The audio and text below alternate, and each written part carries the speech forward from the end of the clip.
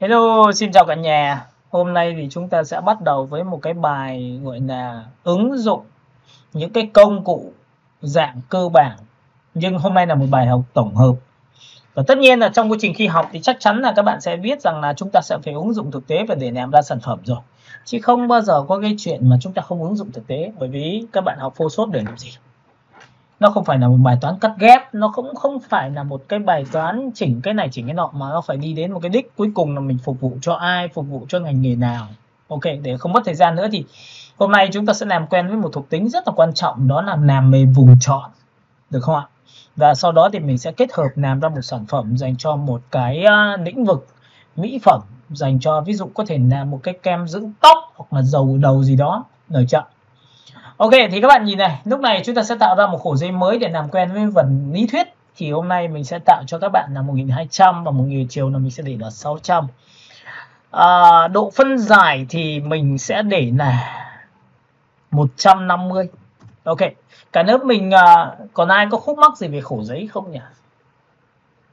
Alo? Không ạ. Ok, và tất nhiên là mình sẽ để chế độ RGB về chế độ 8 bit rồi. Và hy vọng rằng các bạn sắp tới là các bạn sẽ ra cho tôi một vài cái phương án làm cho phương án TikTok. Có thể 5-6 ảnh trên một phương diện và để chúng ta có thể đưa đến một cái kết quả. Sau này chúng ta có thể làm ra những cái video clip up lên trên TikTok có thể gắn được giỏ hàng. Được không ạ? Rồi, sau khi đã làm xong được tổng quan toàn bộ tất cả đối tượng thì các bạn sẽ nhìn thấy mình có một cái khổ giấy. Và lúc này thì mình sẽ chọn một cái khổ giấy màu gì cũng được, màu trắng cũng được. Ok. Thì lúc này các bạn để ý cho tôi là hôm nay tôi sẽ dạy cho các bạn về cái vùng chọn. Vùng chọn làm mềm là thế nào? Được không ạ? Thì các bạn sẽ nhìn thấy là nếu mà tôi chọn vùng chọn như này thì ở đây nó có cái độ feather. Feather là cái gì? Thì các bạn sẽ nhớ vào đây này, tôi vẽ một cái hình. Nếu cái feather bằng 0 thì khi mà bạn đập ra một layer mới rồi bạn đổ một cái màu mới cho nó thì các bạn sẽ nhìn thấy một điều xảy ra, đó là cái hình của chúng ta nó sẽ rất sắc nét. Những cái đường biên của cái vùng chọn của chúng ta nó chính xác hình, được chưa? Ok, các bạn hiểu cái này chưa nhỉ? Rồi, nhưng cũng là cái tâm thế đó, chúng ta sẽ chọn vào một cái vùng chọn và chúng ta vẽ cũng tương tự như vậy. Tôi cũng lập ra một layer mới, nhưng trước khi vẽ tôi sẽ tăng giá trị lên khoảng 20. Sau đó thì các bạn sẽ nhìn thấy tôi vẽ ra một cái vùng chọn.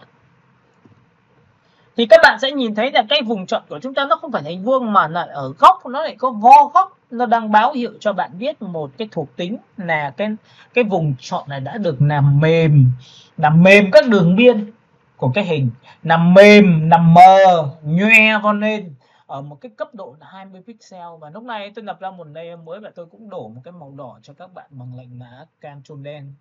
Thì các bạn sẽ nhìn thấy cái đường biên của chúng ta nó có nhòe không? Các bạn có nhìn thấy không ạ? Ctrl D. Alo? Dạ có. Ok, vậy thì các bạn biết là 20 của chúng ta nhòe nha rồi. Rồi, bây giờ thì tôi sẽ làm một cái thao tác nữa là tôi chuột phải chọn vào đối tượng, tôi chuột phải chọn vào đối tượng và tôi kéo sang trái một tí cho các bạn. Và thậm chí là tôi ấn vào Ctrl T để thu nhỏ lại một tí để cho mọi người cho nó dễ nhìn hơn. Được chưa? Bây giờ cũng là phương pháp đó, tôi lại chọn một cái hình tiếp theo nữa là tôi lại giữ shift tôi vẽ ra đúng bằng cái hình như vừa rồi. Nhưng lúc này tôi không vẽ bằng 20 nữa mà tôi chọn vào 80. Thì khi mà tôi chọn vào 80 xong thì các bạn sẽ nhìn thấy tôi vẽ ra vuông tay ra thì các bạn sẽ nhìn thấy là cái này nó không còn là hình vuông nữa, không còn vo góc nữa mà nó trở thành hình tròn. Các bạn có nhìn hình tròn chưa? Đâu? Rồi. Vậy thì khi lúc này tôi lập ra một layer mới và tôi cũng đổ một cái màu đỏ như vậy bằng lệnh là Ctrl đen thì các bạn sẽ thấy một điều xảy ra là cái hình của chúng ta bị biến dạng. Nó không còn định dạng là hình chữ nhật nữa mà nó bây giờ nó lại trở thành một cái đốm tròn đậm ở giữa và nhòe vào nền màu trắng là như thế này, được chưa? Vậy thì các bạn có sau cái mà vừa rồi tôi vừa chia sẻ cho các bạn, thì vậy thì cái feather càng cao thì độ làm nhòe càng lớn, đúng không? Alo? Dạ đúng rồi. Rồi, mọi người đã hiểu được bản chất của cái này chưa? Alo? Có. Rồi, và tiếp theo một cái giá trị nữa là bây giờ tôi lại lập ra một layer mới. Tôi lại vẽ một cái vùng chọn mới. Ví dụ tôi vẽ một cái vùng chọn như thế này, nhỏ như này. Nhưng nhỏ như này nhưng mà độ feather của tôi để lớn là 80%. Thì lúc này ngay lập tức nó báo hiệu cho bạn biết. Đó là gì? cái độ làm mềm, làm nhòe của vùng chọn nó phải tương thích với cái vùng chọn của bạn. Nếu vùng chọn bạn to thì nó có thể cân được, nhưng nếu vùng chọn bạn nhỏ thì ngay lập tức nó sẽ bị biến mất. Các bạn hiểu cái đoạn này chưa ạ? Nhìn này chưa? Alo. Rồi ạ.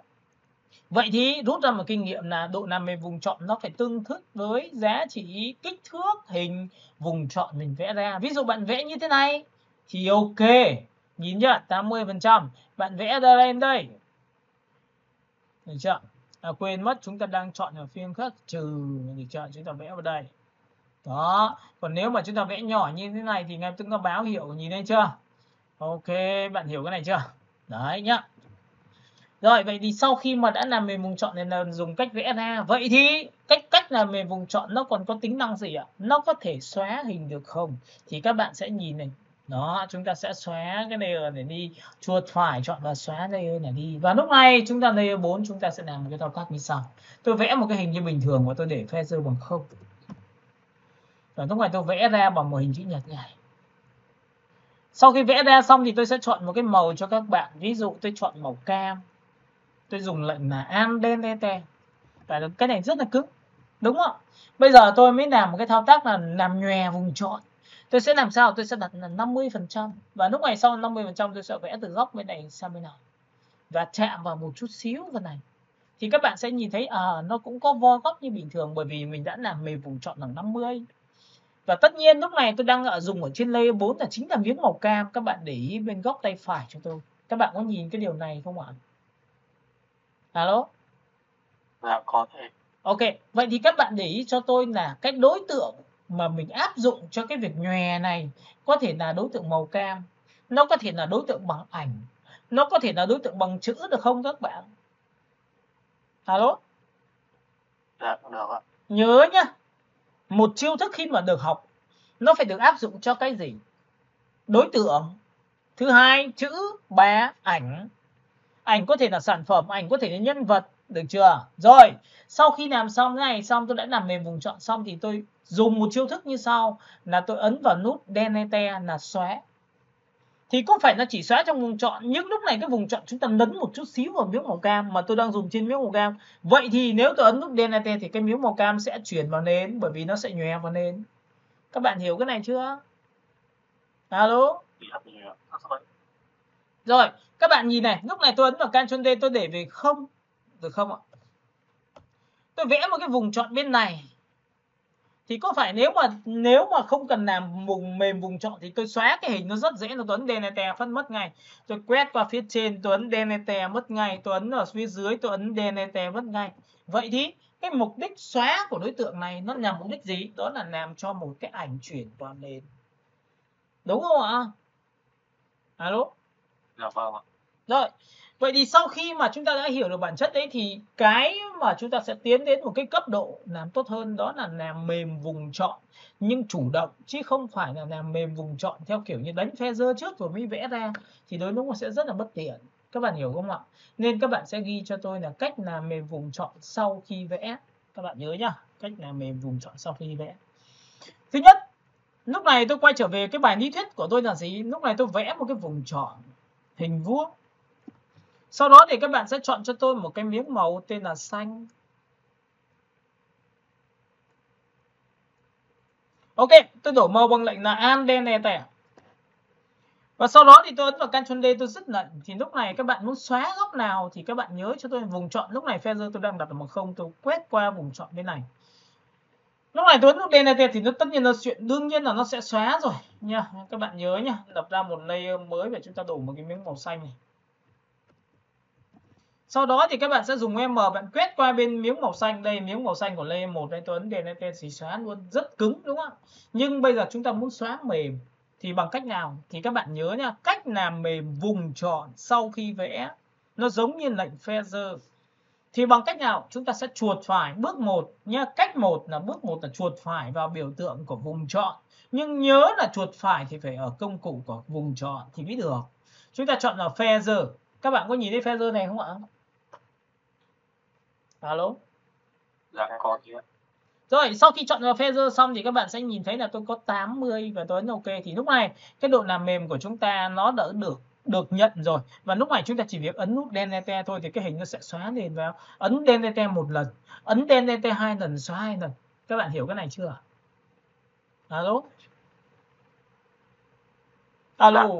Rồi. Về Ctrl D. Vậy thì lúc này chúng ta sẽ, đây là đối tượng của chúng ta. Loại thứ hai là chúng ta có thể cho ảnh được vào không? Thì các bạn nhìn vào đây, Ctrl O. Lúc này thì các bạn sẽ nhớ đến cho tôi là tôi sẽ chọn vào một cái đường link của cái khu vực mà tôi chuẩn bị cho các bạn. Ok, Ctrl O và chúng ta sẽ paste cái đường link vào đây. Thì các bạn sẽ nhìn thấy là một tấm ảnh của chúng ta nó có thể là vừa rồi là một miếng hình, bây giờ một tấm ảnh của chúng ta có thể là một cái background. Và cái background đấy nó có thể là như thế này. Các bạn có nhìn thấy background của tôi chưa? Hello? Và lúc này nó có hai chiêu thức cho các bạn là chuyển động đẹp quá. Đẹp thế này thì làm nào? Nó là background nên bạn được quyền là bạn làm rất nhiều thứ với nó. Còn nếu mà nó là nhân vật chính thì chúng ta chưa chắc, bởi vì ảnh này là ảnh lấy trên mạng, đôi lúc nó có thể bị nhỏ hơn, nhưng là background có thể được thì vẫn chơi. Đúng không ạ? Thì các bạn nhìn này, để xoay một cái kích thước của một đối tượng, chúng ta dùng một cái chiêu thức như sau là chúng ta chọn vào image và chúng ta chọn vào cái gì ạ? Chúng ta sẽ chọn một biểu tượng là image và chúng ta chọn vào biểu tượng là 90. Cả lớp mình nhìn cái này chưa ạ? Đây là lệnh xoay nha.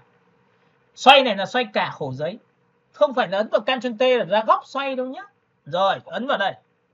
Và các bạn sẽ nhìn thấy là tôi xoay được cái vị trí mà tôi mong muốn. Đây ạ, xoay thấy chưa? Ok, các bạn nhìn thấy không? Chúng ta xoay ra, đấy là việc rất là đơn giản. Image chúng ta chọn vào đây và chúng ta chọn vào đây. 90 độ thì ngược lại như này, đảo ngược lên. Đấy. Rồi chúng ta chọn vào đây, chúng ta chọn vào đây và chúng ta chọn vào đây. Được chưa? Phần thứ hai là sau khi mà chúng ta có rồi thì các bạn sẽ nhìn thấy cái ảnh của chúng ta nó có bị vỡ không? Các bạn nhìn thấy bị vỡ chưa? Dạ, có thầy. Ok, vậy thì các bạn nhớ cho tôi ở đây một cái tiêu chí thứ hai là để muốn tăng kích thước của một cái tấm ảnh nên bạn chọn vào Image và chọn vào Ctrl D. Thì lúc này các bạn sẽ nhìn thấy cái đơn vị của nó là tính theo pixel, thì các bạn sẽ nhìn thấy đây là rơi tầm 700, một chiều là 300 quá bé, chiều ngang là 750, chiều cao là 375, nên là có nhiều người, nếu bạn nào mà chưa biết nữa về cái chuyện là kiếm một cái ảnh trên mạng với kích thước như này là quá bé, nếu là có ảnh nhân vật thì không thể dùng được. Các bạn hiểu cái này chưa? Mà thậm chí là đặc biệt là dành cho in ấn.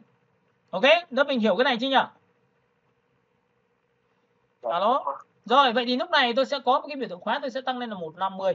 Thì ngay lập tức cái này lên là 1563. Các bạn hiểu cái này chưa? Đây tôi đang tăng kích thước. Alo. Hiểu.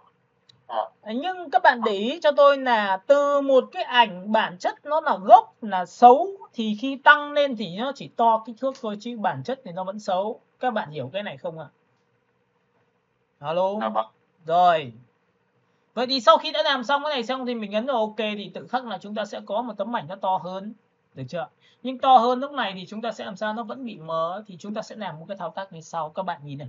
Đây là một trong những thao tác về khắc phục nha. Nào, các bạn sẽ dùng thao tác khắc phục là nghĩa là sao? Chúng ta sẽ chọn vào filter, cách làm mịn những điểm hạt ảnh của chúng ta. Thì trong cái phần camera raw filter là Shift Ctrl A, nó sẽ có cái tính năng này cho các bạn. Đây là bản CC 2023, 20 cũng có, các bạn nhớ nhá, tôi tích vào đây.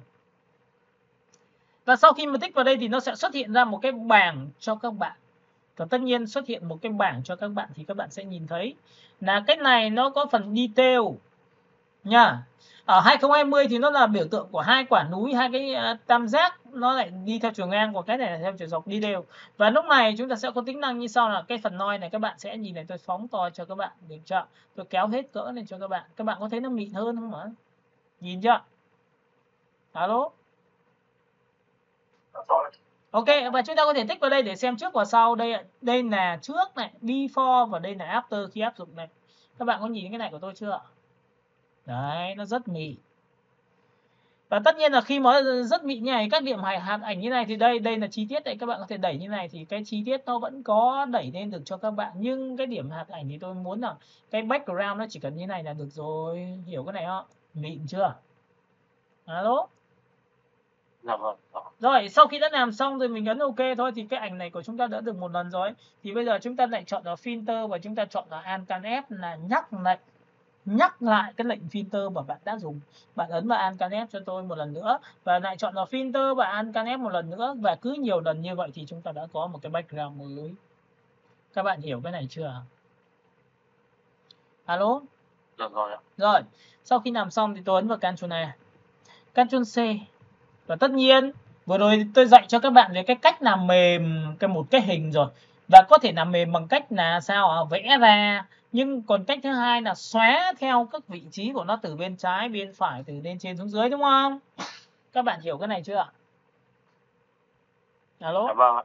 Rồi, tiếp theo sang bên này thì các bạn sẽ ấn vào Ctrl V cho tôi thì cái ảnh nó sẽ được như này, và lúc này cái ảnh của chúng ta khá to, tôi ấn vào Ctrl T và tôi thu nhỏ lại. Ok, và sau khi thu nhỏ lại xong thì bây giờ các bạn sẽ có một sự lựa chọn như sau. Ví dụ trong trường hợp này bạn muốn cái ảnh này nó chuyển êm vào nền theo nền trắng này thì bạn sẽ làm sao? Dùng cái vùng chọn. Bạn giữ Shift bạn vẽ ra như này thì tôi sẽ đặt, hoặc là vẽ như này, được chưa? Và sau khi vẽ sang bên trái như này xong thì bạn sẽ làm mềm vùng chọn sau khi vẽ bằng lệnh là Shift F gì? Shift F6. Shift F6 tại sao ở đâu thì các bạn nhìn này. Vừa rồi tôi dạy cho các bạn một cái chiêu thức là chuột phải vào cái vùng chọn đấy và chọn vào feather, chính là làm mềm vùng chọn sau khi vẽ. Nhớ nha, các bạn nào chưa ghi hãy ghi cái biểu tượng này lại giúp tôi cái. Nha, đây là cách số 1. Cách số 2 là các bạn có thể chọn vào Select và bạn chọn vào Modify và các bạn sẽ chọn vào Shift F6. Các bạn hiểu Shift F6 là gì chưa? Alo. Dạ rồi ạ. Rồi, vậy thì sau khi mà các bạn đã hiểu được bản chất rồi thì bạn ấn Shift F6, lúc này tôi chọn vào 80%. Đây là một chọn theo cái cách gọi là cá nhân đấy nhá. Còn sau này khi mà thực chiến rồi các bạn sẽ làm trên tùy theo tính chất về kích thước để bạn làm thế nào cho nó phù hợp. Và lúc đấy bạn sẽ rút ra kinh nghiệm là với kích thước pixel như thế này thì chọn cái này thì nó chỉ tầm khoảng bao nhiêu % là hợp lý. Các bạn hiểu cái này của tôi chưa ạ? Rồi, ấn vào 80 và lúc này chúng ta mạnh dạn là tôi đang dùng trên layer 1 là tấm ảnh và tôi ấn delete. Các bạn sẽ nhìn thấy tấm ảnh tôi chuyển vào nền chưa ạ? Alo? Dạ thấy ạ. Ok.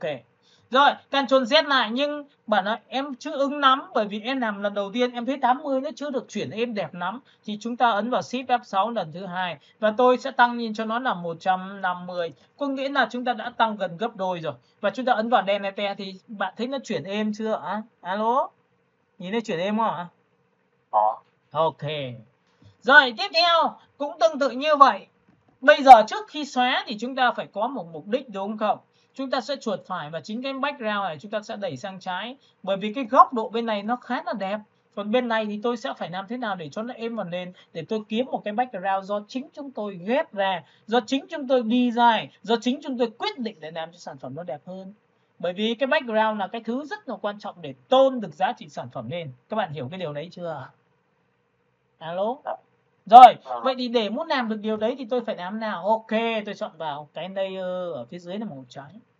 Tôi dùng phím Y ngắn và tôi chỉ vào cái miếng đậm nhất trên cái background của chúng ta. Nhìn thấy không ạ? Và bây giờ tôi đổ màu bằng lệnh là Alt Delete thì có phải lớp dưới nó là màu xanh đậm không các bạn? Alo. Và lúc này tôi sẽ dùng cái công cụ M, chúng ta sẽ quét qua vùng bên trái. Và tất nhiên khi quét qua vùng bên trái chúng ta dùng công cụ Shift F6 làm mềm vùng chọn 50, 150 hay là 180, được chưa? Các bạn thấy không? Tại sao Shift F6 lại hoành tráng hơn là so với cái việc vẽ vùng chọn? Vẽ vùng chọn nhỡ may mình làm cái vùng chọn nó lớn hơn hết cỡ như vậy thì đôi lúc lại nó bị biến mất về cái vùng chọn đó. Nhưng khi vẽ nhảy sát bên trái, sát bên phải, lên trên xuống dưới thì chúng ta có thể làm cái cấp độ lên có thể lên 180, được chưa? Và chúng ta ấn xóa này, delete này. Các bạn sẽ nhìn thấy lúc này chúng ta sẽ làm sao? Chọn vào đúng layer và nút delete. Các bạn thấy không? Mở đi một lần, ấn delete 2 lần, delete 3 lần, delete 4 lần. Các bạn có thấy nó chìm vào nền chưa? Alo? Dạ. Ok, Ctrl D. Và lúc này các bạn thấy là cái background chúng ta có chiều sâu hơn. Và tất nhiên có chiều sâu thì nó phục vụ cho vấn đề gì? Thiết kế mà. Chúng ta lại dùng công cụ M và chúng ta lại quét qua phần bên tay dưới. Chúng ta dùng công cụ Shift F6 và lúc này tôi chọn là 150 Enter và lúc này chúng ta ấn xóa từ trên xuống dưới. Các bạn nhìn là xóa lần thứ 2, xóa lần thứ 3. Đấy, các bạn thấy một cái background của tôi chưa? Alo? Thấy chưa? chúng ta sẽ rất là nhiều cái thao tác và khiến cho cái background của chúng ta cũng thay đổi rất là nhiều cái yếu tố đấy. Xong chưa? Hiểu cái xóa về cái câu chuyện về cái background để làm ra một cái như thế này chưa? Dạ, đã hiểu. Rồi, tiếp theo nha. Rồi, lúc này thì bây giờ các bạn sẽ thấy là chúng ta có thể là có ảnh rồi. Vậy thì chúng ta có thể có chữ được không các bạn? Ok. Vậy thì các bạn nhớ cho tôi, hãy đánh cho tôi một cái cấp độ chữ. Và nhớ một điều rằng là khi chữ tôi đánh lên thì cái chữ này chúng ta sẽ phải làm ra là chúng ta vẽ một cái biểu tượng chữ. Và chữ chúng ta đủ lớn để chúng ta làm về thiết kế của chúng ta có thể đặt nhẹ. Các bạn có thấy nhìn này chưa? Alo? Dạ. Rồi, lúc này thì các bạn có thể sang một cái biểu tượng về một cái phông chữ. Tôi có thể làm ở phiên bản trên cái một cái file nút. Các bạn có thể chọn một cái tên phông. Ok, chúng ta có thể copy thẳng trực tiếp từ Inus sang. Nếu hai phiên bản của các bạn giống nhau thì nó có một lợi thế là các bạn sẽ tích vào đây, bạn tích vào đây, Ctrl V phát là đúng cái phông chữ luôn. Các bạn có nhìn thấy phông chữ này chưa? Tôi xóa phông chữ này đi. Có như thế. Rồi, cái phông chữ này xong thì tôi chọn LT và tôi sẽ chọn là màu gì nó sẽ bắt mắt, tất nhiên là màu trắng này. Bởi vì trên nền đậm á thì màu sáng sẽ là quyết định. Đấy, các bạn có nhìn thấy không? Sau khi đã chọn lựa xong thì bây giờ làm thế nào để xóa được cái đối tượng chữ? Bây giờ tôi sẽ dùng cái vùng chọn, tôi quét vào đây. Tôi dùng công cụ Shift F6 làm mềm vùng chọn. Thì các bạn sẽ nhìn thấy là lúc này chúng ta không làm được. Shift F6 làm mềm vùng chọn. 150 Enter và tôi ấn xóa nhé, thì các bạn sẽ thấy không có tác dụng, bởi vì lý do cái này không thể xóa được chữ. Các bạn hiểu cái này của tôi chưa? Dạ rồi. Vậy thì để muốn xóa chữ thì chúng ta phải làm thế nào? Chắc chắn là phải biến chữ trở thành đối tượng thường rồi. Vậy thì ở đây tôi đã đưa cho bạn 3 trường hợp. Một là xóa đối tượng, hai là gì? Đúng không? Hai là gì ạ? Một là xóa đối tượng, hai là xóa ảnh, ba là xóa chữ. Ok, vậy thì để muốn xóa được cái chữ này, chúng ta sẽ ấn vào Ctrl G. Tại sao phải Ctrl G? Bởi vì tôi muốn tạo ra một cái bóng đổ của cái chữ. Tôi ấn vào Ctrl T và giữ Shift tôi kéo từ trên xuống dưới. Ok, và tôi kéo ở đây. Và để cho nó chạm mép nhau thì bắt đầu tôi sẽ dừng lại. Được chưa? Có nhiều bạn thì rất là khó tính trong trường hợp này, bảo là thầy ơi nhưng mà có cách nào mà lật một phát nó đúng chuẩn không? Ok, thì rất dễ. Các bạn nhìn này, hôm trước tôi vừa dạy cho bạn là giữ phím gì, Ctrl G, Ctrl T, và lúc này chúng ta chuột phải, chúng ta có vertical và horizon. Thì lúc này vertical là lật từ trên xuống dưới và chúng ta chỉ việc kéo xuống dưới thôi thì nó sẽ giống hệt nhau. Hiểu cái này chưa? Alo? Dạ, có hiểu. Rồi, sau khi đã làm xong được cái này thì tôi sẽ làm sao chuột phải vào cái vùng chọn của cái chữ đó. Các bạn nhớ nhé, nhìn này. Chuột phải vào layer của cái chữ và lúc này chúng ta chọn một cái biểu tượng là left right time, là biến chữ trở thành đối tượng thường. Và tất nhiên biến thành đối tượng thường rồi thì không có thể nào mà quay trở lại chữ được nha. Có nghĩa là đập vỡ cái chế độ mặc định của nó đi để nó trở thành một đối tượng thường. Và đã là đối tượng thường thì bây giờ chúng ta dùng cái công cụ M và chúng ta quét qua một nửa phần phía dưới. Lúc này tôi dùng công cụ Shift F6 nhưng không phải là 150 nữa mà tôi chỉ chọn khoảng 40% thôi. Lúc này tôi sẽ xóa bằng nút delete, các bạn sẽ nhìn thấy delete này. Đó, delete lần thứ hai, delete lần thứ ba và delete lần thứ tư. Ok? Các bạn có nhìn này của tôi không ạ? Dạ có. Ok. Vậy thì đây là một trong tiêu chí nó khiến cho cái thiết kế của các bạn trông nó cũng hấp dẫn hơn, nó sẽ nhiều cái yếu tố đẹp hơn, được không ạ? Các bạn nhìn này chưa? Alo? Rồi. Cũng là một tiêu chí đấy nhá. Tôi sẽ cho các bạn xem những cái mà chúng ta làm được là gì. Chúng ta lập vào một layer mới. Layer mới này là cái vùng chọn của chúng ta nó sẽ làm sao? Tôi vẽ một cái vùng chọn Enix. Tại sao tôi lại vẽ một cái Enix như này? Sau đó tôi làm mềm vùng chọn được không? Shift F6. Tôi không đặt là 240 nữa mà tôi đặt là 30 được không ạ? Có nghĩa là tôi đã tạo ra độ làm mềm vùng chọn. Và lúc này thì tôi sẽ để một cái màu đó là màu trắng cho các bạn. Các bạn có nhìn cái màu trắng tôi đổ ra thì nó bị nhòe không? Dạ có. Ok. Vậy lúc này sau khi đã có đổ nhòe như này thì tôi có thể được quyền làm sao tôi dùng công cụ M, nhưng lúc này tôi lại không làm mềm nữa mà tôi lại quét qua một nửa phần phía dưới như thế này. Các bạn có nhìn thấy tôi đang quét một ít xuống như này không ạ? Dạ vâng. Ok, vậy tôi xóa được như này không các bạn? thì có phải nó chỉ còn một chút xíu phần phát sáng ở dưới không? Vâng ạ. Ok, Ctrl D. Và lúc này các bạn sẽ nhìn thấy là lúc này tôi dùng V và tôi đẩy cái này lên. Các bạn sẽ thấy là ở đây nó sẽ có phát sáng và cảm giác. Các bạn có thấy là cái này quan trọng không? Nhìn này chưa? Không ạ. Ok, vậy thì lúc này khi mà tôi đẩy vào đây thì có phải nó tự tạo ra một cái yếu tố giống như là chữ chúng ta đặt trên một cái mặt không ạ? Alo? Dạ vâng ạ. Hiểu cái này chưa? Dạ hiểu rồi. Ok, tiếp theo độ làm mềm vùng chọn nó sẽ rất là quan trọng. Cách làm mềm đấy khiến cho bạn làm được cái điều gì? Ok, bây giờ chúng ta sẽ tiếp theo một giá trị nữa là các bạn có thể tạo ra những cái biểu tượng hình. Ví dụ chúng ta vẽ một cái hình như thế này. Tại sao lại vẽ một cái hình như thế này? Bởi vì là ví dụ chúng ta lập ra một layer mới và chúng ta kéo một cái màu, ví dụ tôi chọn một cái nền màu xanh như thế này và tôi đổ màu cho nó bằng lệnh là Andenete. Sau khi đã ấn Andenete xong thì tôi sẽ làm sao ạ? Tôi sẽ cho cái này xuống dưới cái chữ, rồi Ctrl ngoặc vuông bên tay trái, xuống dưới nữa cái chữ và chỉ trên cái background là bông hoa thôi. Được chưa? Đây, tôi sẽ cho vào đây. Lúc này sau khi làm xong tôi ấn vào Ctrl T nhé, Ctrl T và dùng Ctrl Shift An thì có phải các bạn sẽ nhìn thấy nó sẽ vo góc và nhảy không ạ? Alo? Dạ. Ok. Các bạn có nhìn cái điều này của tôi không ạ? Có như thế. Rồi, bây giờ giữ Shift nhá. Các bạn sẽ kéo đây, tôi sẽ đi thêm lên góc nhảy. Rồi, đã xong. Tôi đã có một cái mặt của nó là một cái màu xanh. Và cái mặt màu xanh này thì các bạn sẽ nhìn thấy là ok, Ctrl Shift An vừa rồi tôi vừa dạy cho các bạn. Nếu bạn nào chưa biết thì hãy ghi lại cái lệnh là Ctrl Shift An. Thì khi ấn vào Ctrl T bật ra góc thì nó sẽ kéo hút theo hai chiều. Hiểu cái này chưa ạ? Alo? Rồi, hiểu cái này chưa cả nhà ơi? Dạ hiểu. Rồi, tiếp theo nhá, cái miếng màu xanh này. Tôi có thể nhân bản thành hai miếng màu xanh được không? Alo? Nào. Rồi, Ctrl G. Tại sao phải nhân là hai miếng? Bởi vì bây giờ chúng ta là người mới học mà, nên là chúng ta lại được luyện một cái công cụ vùng chọn làm mềm nó rất là quan trọng để sau này chúng ta có thể ứng dụng thực tế rất là mạnh. Cái đây là đối tượng mới thì giống hệt nhau. Và tôi sẽ đổ cái màu này nó ở giá trị là gì? Tối hơn một độ. Y nắng. Tôi chọn vào chính cái background đó, nó có thể là background như thế này. Và tôi đổ vào nó thì chắc chắn muốn đổ được vào hình. Mà cái hình này lại riêng biệt, được không ạ? Vậy thì chúng ta làm cách nào? Nào, muốn đổ màu cái này, muốn thay màu cái này bằng cách nào? Alo? Khóa nền. Rồi, cảm ơn em, nhớ đâu đấy. Nhớ vậy là chuẩn rồi, khóa nền này.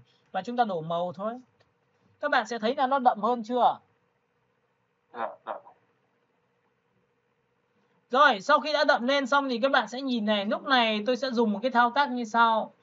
Tôi có thể dùng một cái vùng chọn và tôi vẽ một cái vùng chọn ở dưới như thế này. Sau khi vẽ xong tôi dùng một chiêu thức như sau là bạn muốn tối bên nào. Thì ví dụ tối bên này thì tôi sẽ dùng cái vùng chọn chuột phải, tôi chọn vào Transform Selection và tôi xoay nhanh được không các bạn? Alo? Dạ. Ok, Enter. Và sau khi xoay xong tôi dùng công cụ Shift F6 làm mềm vùng chọn sau khi vẽ và tôi đặt là 30. Có hiểu 30 là tôi đã làm đội nhòe không? Và lúc mà tôi xóa đi thì có phải cái miếng trên này của tôi nó sẽ bị sao? Các bạn có nhìn thấy góc phải của chúng ta bị biến mất không? Dạ có. Ok. Và góc trái chúng ta còn màu đậm không ạ? Dạ vẫn còn. Ok, Ctrl D. Và lúc này sau khi đã làm xong thuộc tính rồi thì chúng ta sẽ cầm cái đối tượng này đặt thẳng vào đây này, đặt vào đúng đây. Thì các bạn có nhìn thấy tôi đã có một cái tấm nền background nó có chiều sâu là bên tay trái nó đậm hơn và bên tay phải là sáng hơn chưa? Bởi vì tôi đã tả được cái ánh sáng chiếu từ trái qua phải. Có đồng ý không ạ? Dạ có. Ok, hiểu cái này chưa? Dạ hiểu rồi. Rồi. Vậy thì các bạn có thể làm cái chữ của tôi làm được điều đấy không các bạn? Chữ làm được. Ok, vậy thì lúc này tôi chuột phải vào chữ và để muốn quay trở lại vùng chọn cho cái chữ đấy tôi làm bằng cách nào các bạn? Alo? Ctrl kích vào cửa sổ nhỏ vùng chọn. Rồi, cả lớp bạn nào chưa biết thì ấn vào đây, nhớ tôi quay vùng chọn chưa? Và tất nhiên khi có vùng chọn thì tôi sẽ lập ra một layer mới. Và layer mới thì tôi sẽ dùng phím Y ngắn để tôi chỉ vào một cái miếng màu xanh. Và cái màu xanh này tôi muốn cho nó sáng hơn. Nó sẽ không sáng bằng trắng nhưng nó cũng sáng, được chưa? Tôi đổ màu bằng lệnh Alt Delete. Các bạn có đồng ý với tôi lúc này là ở đây nó sẽ có bên trái là màu xanh, bên phải, và tôi kéo này cho các bạn xem, được chưa ạ? Alo? Dạ. Rồi, vậy thì các bạn có thấy là cứ mỗi một lần mà mình làm mình lại vẽ một cái vùng tròn. Sau đó lại chuột phải chọn vào Transform Selection là xoay vùng tròn, có thấy nâu không? Nhìn chưa? Alo? Dạ. Enter. Và lúc này bạn xóa đi thì nó bị cứng nên là tôi sẽ làm mềm Shift F6 vùng chọn và tôi sẽ đặt là 50%, tôi ấn Enter. Và lúc này bạn xóa đi thì có phải cái chữ chúng ta sẽ xóa chỉ vào nền như này không? Alo? Dạ vâng. Rồi, chúng ta chọn vào Shift F6, chúng ta sẽ tăng cái giá trị là 150, Enter như này được không? Thì lúc này tôi dịch vùng chọn ra bên ngoài một tí. Tôi xóa đi cho các bạn xem. Đấy, xóa một lần, Delete 2 lần, Delete 3 lần, Delete 4 lần. Thì các bạn có nhìn thấy cái này nó bên tay phải của chúng ta bị biến mất không ạ? Dạ có thầy. Ok, Ctrl D. Và lúc này sau khi làm xong tôi sẽ cầm đối tượng này tôi đặt vào đây thì các bạn sẽ nhìn thấy chữ của tôi nó đang theo ánh sáng không các bạn? Alo? Hiểu cái này chưa? Người ta hiểu ánh sáng, người ta phải tả ánh sáng được. Đúng không các bạn? Alo? Cái này quan trọng nhá. Cái này là sau này bạn phải tưởng tượng là cái chữ đấy của chúng ta chính là vật thể đấy. Có hiểu vật thể là gì không? Có thể là sản phẩm, có thể là sản phẩm này, sản phẩm kia, đúng không các bạn? Alo? Dạ vâng ạ. Rồi, sau khi đã thuộc tính đấy, vậy thì cái bên tay trái này bây giờ các bạn sẽ làm thế nào để có bóng đổ bây giờ? Bây giờ chúng ta lại quay trở về với cái chữ của chúng ta. Giữ phím Ctrl và quay trở lại vùng chọn cho đối tượng. Lập lên một layer mới và tôi đổ một cái màu. Màu đấy là màu đậm. Và nhớ là không phải màu đen. Tôi phải chọn một cái màu đậm. Màu đậm để làm gì? Đây là bóng đổ. Bởi vì ánh sáng chiếu từ trái qua phải vào thì lúc này có bóng đổ của đối tượng không? Bóng đổ từ trên xuống tôi không nói, nhưng bóng đổ thẳng vào bên trong thì có đổ không được không các bạn? Alo? Đâu được. Ok, đổ thôi. Rồi, sau khi đã đổ xong thì các bạn sẽ nhìn thấy V và tôi kéo ra cho các bạn. Các bạn có nhìn thấy cái hình này của tôi chưa? Các bạn nhìn chưa? Rồi, sau khi đã có bóng đổ xong thì chúng ta sẽ dùng một cái thao tác như sau là tôi ấn vào Ctrl T. Giữ nhá, nhớ này, giữ Ctrl T này. Giữ phím Ctrl và đi vào điểm neo phía trên, kéo xuống để nó bóng đổ xuống dưới nền. Các bạn có nhìn thấy cái bóng đổ này của tôi không ạ? Alo? Dạ có. Ok, Enter thôi. Mà bóng đổ thì phải nằm ở dưới hay nằm ở trên? Nào? Dưới. Ok, vậy thì nó đang trên layer của cái chữ kia kìa, nhìn thấy chưa? Thì chúng ta cho Ctrl ngoặc vuông bên tay trái. Có phải là cái lệnh hôm trước chúng ta vừa học không? Chúng ta dùng V để chúng ta dịch chuyển lên một tí, như này nó sẽ chuẩn hơn, nhìn thấy chưa? Rồi. Sau khi đã có bóng đổ như này rồi thì bây giờ bạn làm thế nào? Chúng ta sẽ làm là bóng thì có nguyên tắc nhé. Những cái bạn làm này, để ý này, gần cái đối tượng vật thể thì sẽ rõ, nhưng mà xa đối tượng vật thể thì sẽ mờ dần đi vào nền. Vậy thì lúc này chúng ta có thể dùng cái công cụ M và chúng ta quét qua một nửa ở chỗ này. Chúng ta dùng công cụ Shift F6 là làm mềm vùng chọn sau khi vẽ. Tôi đặt là 20 thôi. Biết tại sao 20 nhỏ thôi chứ không lại nhòe quá lại khó. Nào, chúng ta ấn đèn này tẻ. Đèn này tên lần thứ hai. Đèn này tên lần thứ ba. Thì các bạn có nhìn thấy cái bóng đổ của tôi không ạ? Dạ có như thế. Đó, các bạn có thấy không? Một chi tiết rất là quan trọng là chúng ta đã làm được cái biểu tượng này. Vậy thì sau khi làm xong thì chúng ta có thể vẽ được một cái bục rất là đơn giản. Là đấy, bục đấy. Nó ứng bằng chiều ngang mà. Bục sản phẩm sau này chúng ta tả được ánh sáng được. Bởi vì lý do là chúng ta cực kỳ hiểu về bản chất vờn khối. Vờn khối đây là vờn bằng những cái hình cơ bản. Lập ra một layer mới và tôi đổ một cái màu như sau, Y ngắn. Mặt trên đã sáng rồi thì mặt dưới sẽ tối hơn. Tôi sẽ chọn một tông màu tối hơn. Và tôi đổ màu bằng Alt Delete. Các bạn có nhìn thấy cái khối tôi chưa ạ? Đó. Có thế. Cái này mình có thể quảng cáo cho màn hình TV được không? Nào. Ok. Vậy thì sau khi đã có cái hình này xong thì tôi có thể nhân bản để tôi vờn là bên này sáng và bên này lại tối được không ạ? Thì các bạn nhìn vào đây cho tôi. Có nhiều bạn làm không để ý cái này đâu. Tôi ấn vào Ctrl G thì có phải có hai cái này không? Thì cái hai cái này tôi sẽ đổ lại màu cho nó bằng cách như sau. Đó là tôi khóa nền. Tôi dùng phím Y ngắn và tôi chỉ vào đây là khu vực màu đậm và tôi đổ màu lên cho các bạn. Các bạn thấy đậm màu chưa? Alo? Thấy rồi. Lúc này chúng ta dùng cái công cụ M và chúng ta quét qua một nửa phần bên này, bên tay phải, và chúng ta chọn được cái công cụ là Shift F6 cùng chọn, và tôi đặt là 200. Và sau khi chọn 200 xong tôi chỉ việc ấn nút đen Enter thôi. Các bạn có nhìn thấy ánh sáng chiếu chưa? Alo? Dạ rồi. Ok, Ctrl D. Thì lúc này cái việc mà chúng ta đã vườn xong rồi thì chúng ta sẽ nhìn thấy cái điểm này này, bên này nó đang hơi tối quá. Nhưng cái tối quá như này chúng ta có thể giảm độ opacity đi tự khắc. Nền ở dưới của chúng ta là đậm nhất, nhưng cái bên tay phải của chúng ta cũng đậm này, nhìn thấy chưa? 80% này, 60% này. Các bạn có thấy không? Chúng ta làm chủ được cái vấn đề về ánh sáng. Đồng ý chưa? Dạ rồi. Ok, tiếp theo này. Đã không làm thì làm tới bến luôn. Chúng ta sẽ dùng cái công cụ M và chúng ta quét qua vị trí này.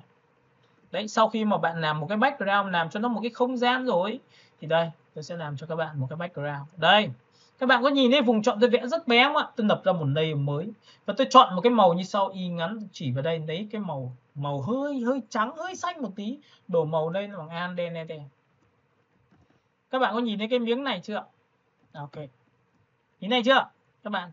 Dạ rồi.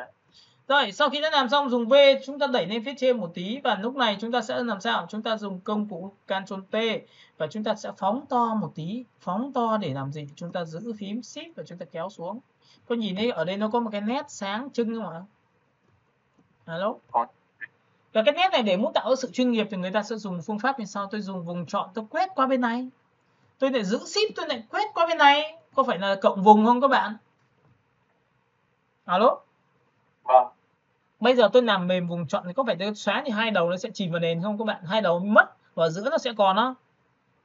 Rồi, đúng rồi. Ok, Shift F6 thôi. Chúng ta làm mềm vùng chọn và chúng ta đặt là khoảng 50. Và tất nhiên chúng ta ấn xóa nhẹ thì hai bên, các bạn có nhìn hai bên biến mất không?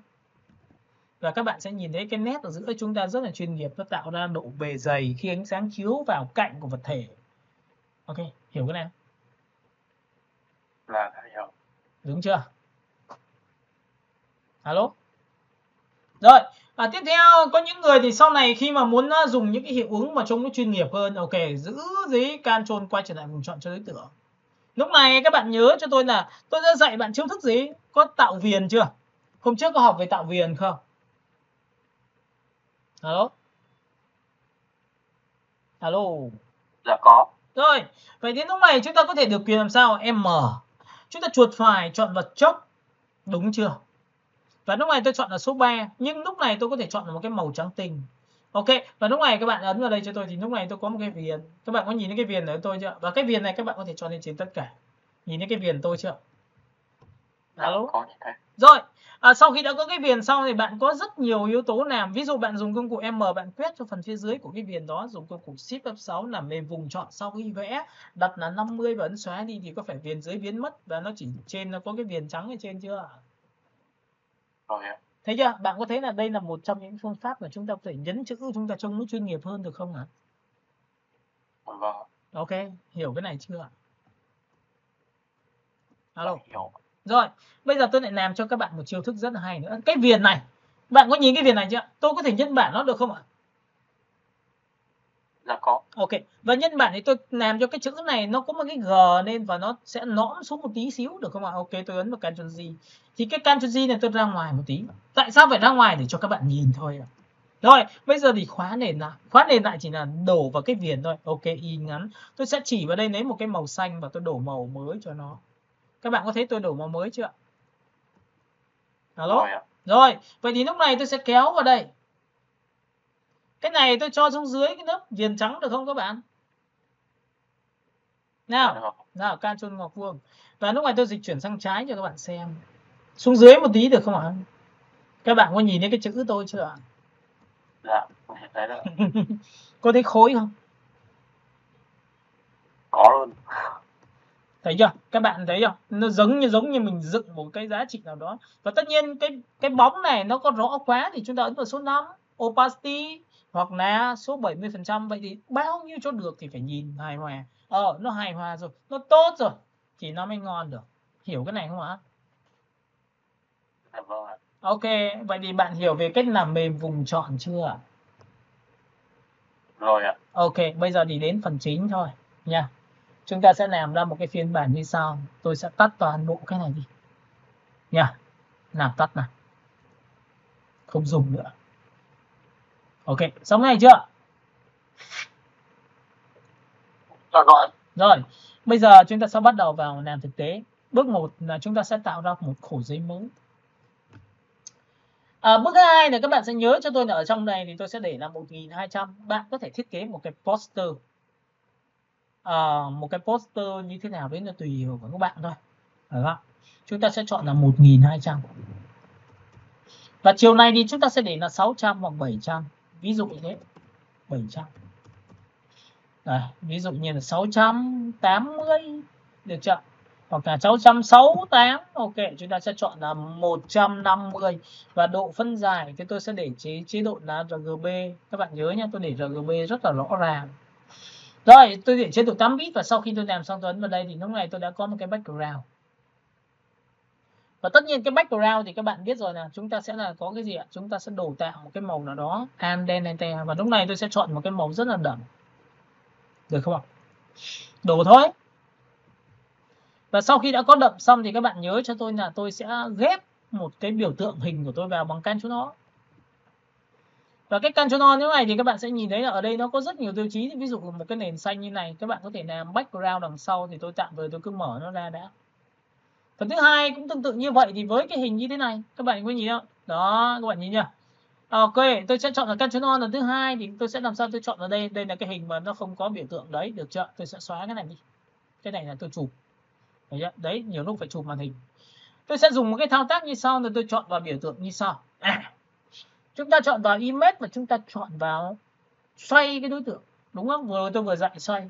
Bước thứ hai tôi chọn vào image, tôi chọn vào Alt Y để cho các bạn biết rằng là tôi sẽ làm một cái thao tác như sau, đó là thay đổi cái thuộc tính của nó. Đang từ 100, 1000, tôi sẽ tăng lên giá trị là 150. Cái ảnh này rất là to, 2000 mấy.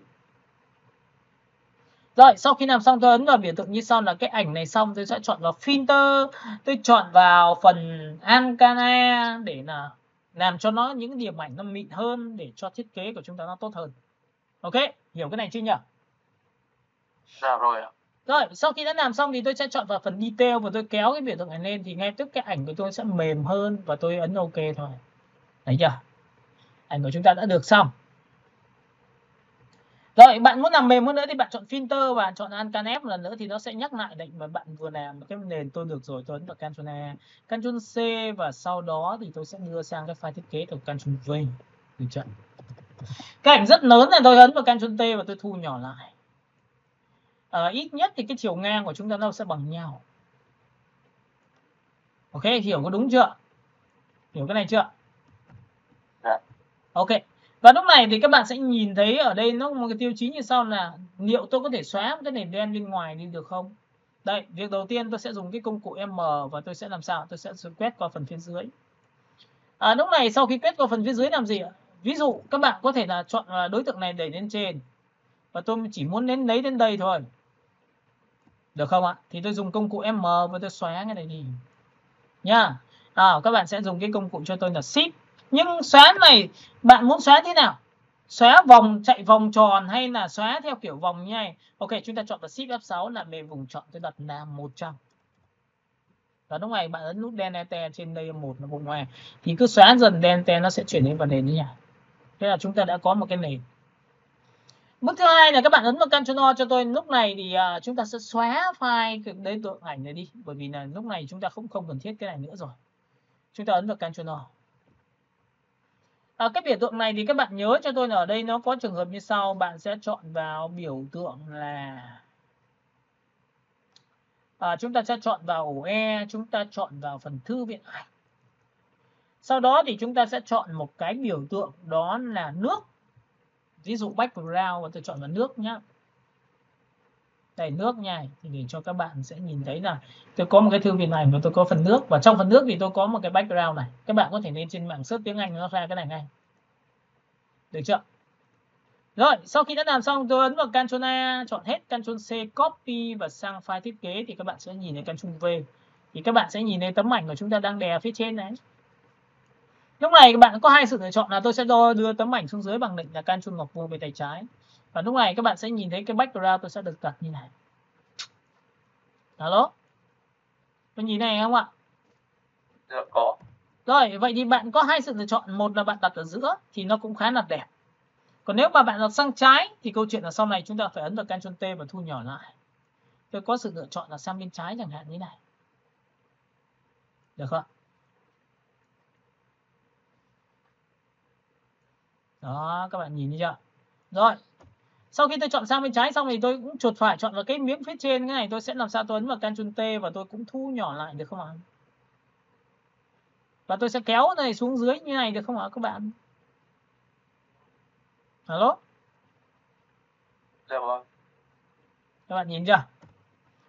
Và sau khi đã làm xong này thì bây giờ tôi làm sao để loại trừ được cái miếng màu đen này, thì các bạn nhớ là tại vì là cái hình của chúng ta nó cùng lắm là vẽ cái vùng chọn hình tròn như thế này thì nó cũng có thể xóa ngược lại được, đúng không các bạn?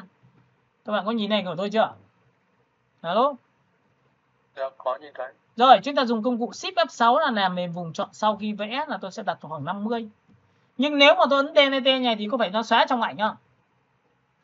Dạ đúng.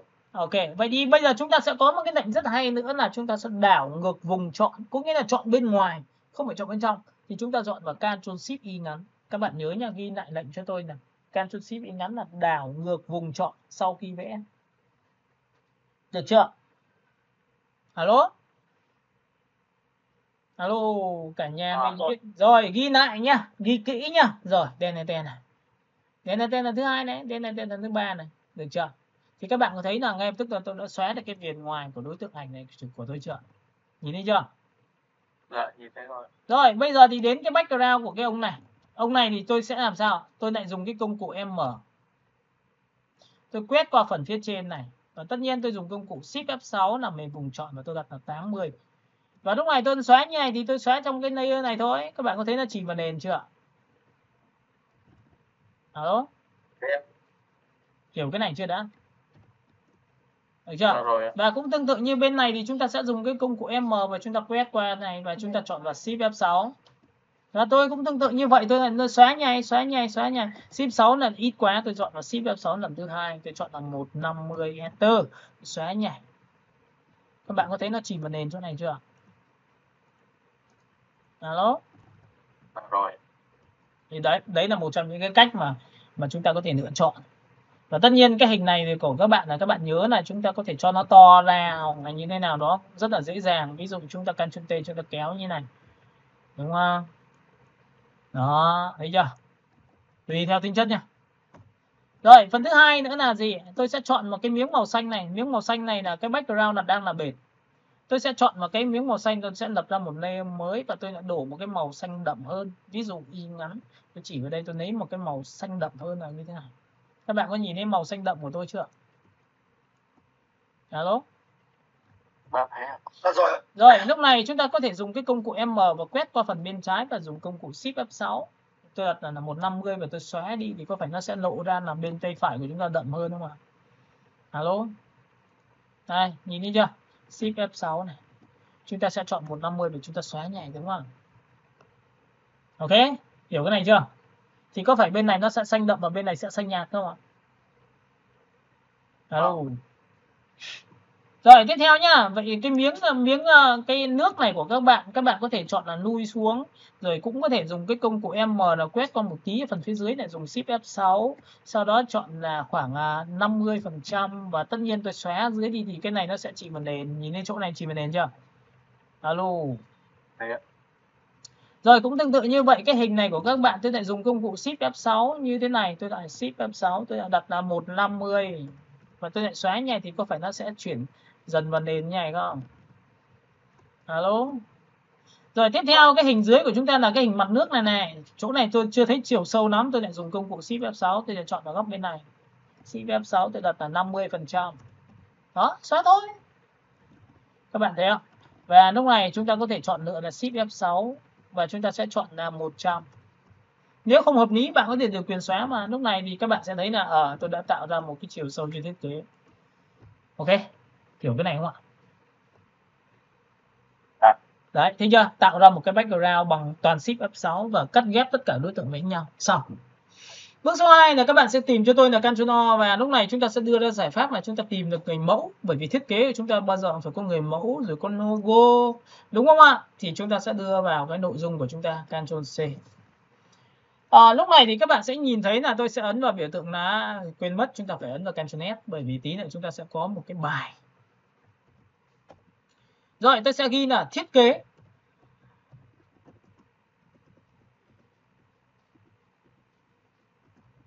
Ok. Và sau khi tôi chọn thiết kế xong thì các bạn đã nhìn thấy là tôi đã có hình rồi, thì cái hình này không cần nữa thì tôi lại cũng tắt đi, bởi vì đây là một trong những phương pháp tôi hướng dẫn cho các bạn để làm cho cái file của các bạn nó có thể chịu tải được trên những nền tảng đó. Rồi các bạn sẽ nhìn thấy cái bông hoa này của chúng ta, các bạn nhìn này, tôi sẽ ấn vào Ctrl O lần thứ 2. Lúc này thì cái hình của chúng ta chính là một hình cô gái, các bạn nhìn thấy cô gái chưa? Alo. Alo. Vậy thì với hình cô gái như này thì nó rất đẹp rồi, nó rất tốt rồi. Vậy thì chúng ta sẽ làm một cách nào? Chúng ta ấn vào Ctrl này. Vậy thì trong trường hợp này thì các bạn sẽ nhìn thấy là cái hình này của tôi nó đặt đây, có được không? Ok, vậy thì chúng ta có thể cầm đối tượng này, chúng ta kéo hết sang bên tay phải giúp tôi cái. Được không ạ? Và trước khi kéo sang phải thì tôi ấn vào Ctrl T, tôi chỉ việc làm sao chuột phải. Vậy đi, để muốn làm được điều đấy thì chúng ta sẽ làm thao tác như sau. Chọn tất cả các đối tượng mà đang cần làm, ấn vào Ctrl T. Sau khi Ctrl T xong thì chuột phải thì có phải đây là horizon đúng không? Cả lớp mình nhìn thấy cái này chưa? Rồi. Ok, thay cho việc các bạn sẽ chọn là một cái thì tôi chọn cả ba, có được không các bạn? Ok, vậy thì hiểu được bản chất của Ctrl T là nó có thể là chọn một đối tượng và nó có thể là chọn nhiều đối tượng, đúng không? Nó có thể chọn một group đối tượng, đúng không các bạn? Alo. Rồi ấn thôi, đảo ngược rồi thì chỉ việc sao kéo này sang bên này. Cả lớp mình nhìn thấy cái này của tôi chưa? Đấy, xong rồi, ổn chưa? Rồi, vậy thì các bạn sẽ thấy là một số chỗ này nó hơi bị đen quá. Nhìn đâu ạ? Nhìn thấy đen chưa? Vậy thì vùng chọn của chúng ta nó xử lý được cái vấn đề là hình tròn thôi mà không xử lý được những cái ngóc ngách như này. Các bạn có đồng ý tôi không ạ? Dạ đồng ý. Ok, vậy thì làm bằng cách nào bây giờ? Vậy thì nó mới sinh ra cái công cụ lasso. Công cụ lasso là công cụ vùng chọn tự do. Có nghĩa là bạn di như nào nó được như đấy. Ví dụ di này phát ra được hình. Các bạn thấy không? Đúng không? Alo? Vậy thì bản chất của cái lasso này nó cũng chỉ là vùng chọn thôi, nhưng mà nó lại tự do, có nghĩa là nó sẽ đáp ứng được những cái nhu cầu công việc phức tạp hơn về bố cục, được không ạ? Vậy thì lúc này tôi sẽ vẽ một cái vùng chọn như thế này, tôi đi nắt néo qua này, đấy, nín thở như này, tôi sẽ đi vòng như này, đúng không? Và sau khi tôi làm xong này, tôi sẽ dùng công cụ là Shift F6 làm nền vùng chọn sau khi vẽ, và tôi đặt là 80 Enter. Thì lúc này các bạn yên tâm một điều rằng nếu tôi ấn nút Delete thì có phải cái hình chúng ta sẽ chìm vào nền như này không ạ? Nào, các bạn có nhìn thấy chìm vào nền chưa? Rồi, phần thứ hai nữa là các bạn có nhìn cái miếng màu đen này của tôi là cái miếng màu đậm này, tôi có thể xóa được không hả? Nào. Rồi, xóa nhẹ Delete nha. Các bạn có thấy không? Ctrl D. Có phải là chỗ này nó sẽ sâu hơn không ạ? Đó. Nhìn này chưa? Rồi. Ok, cũng tương tự như vậy, tôi kiểm tra này. Chỗ này đang hơi đậm tí nữa, phải xóa tí nữa vào trong đây. Lasso.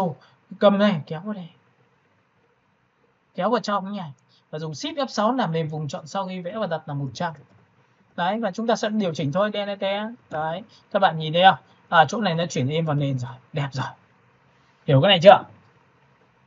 Alo. Rồi, bây giờ thì cái phần thuộc tính của cái này là cô gái, Ctrl A, Ctrl C và sang file thiết kế thì chúng ta sẽ ấn vào Ctrl V. Lúc này cái ảnh cô gái rất là to nên là các bạn nhớ cho tôi là nó sẽ gặp một cái vấn đề như sau. Ctrl T và chắc chắn là phải thu nhỏ lại rồi. Và thu nhỏ lại thì các bạn sẽ đặt vào đấy. Và tất nhiên chúng ta sẽ kéo vào đây. Các bạn hiểu cái này của tôi chưa? Alo. Dạ. Có nhiều bạn thì bảo là thấy ấy, nhưng mà em thấy là đẩy sang bên tay phải thì nó cũng hợp lý mà, bởi vì lúc đấy mình làm tóc chuyển vào nền cũng được mà, đúng không em? Đúng rồi. Ok, vậy đi mình có thể được quyền là chọn như này, có được không ạ? Alo, hiểu cái này chưa nhỉ? Ok nhá. Vậy thì bạn có rất nhiều cách xử lý. Vậy thì có những cái cách xử lý mà bạn thấy là thuận mắt thì bạn có thể xử lý lại. Ok, vậy thì trong trường hợp này tôi sẽ có thể đưa về cái vị trí cũ được không ạ? Nào, tôi sẽ đưa về bên này. Đây, bên này đây. Và lúc này sau khi bên này xong tôi chuột phải vào cái background ở dưới cùng này tôi sẽ đặt là số 5, 50% thì nó sẽ là hơi đậm một tí.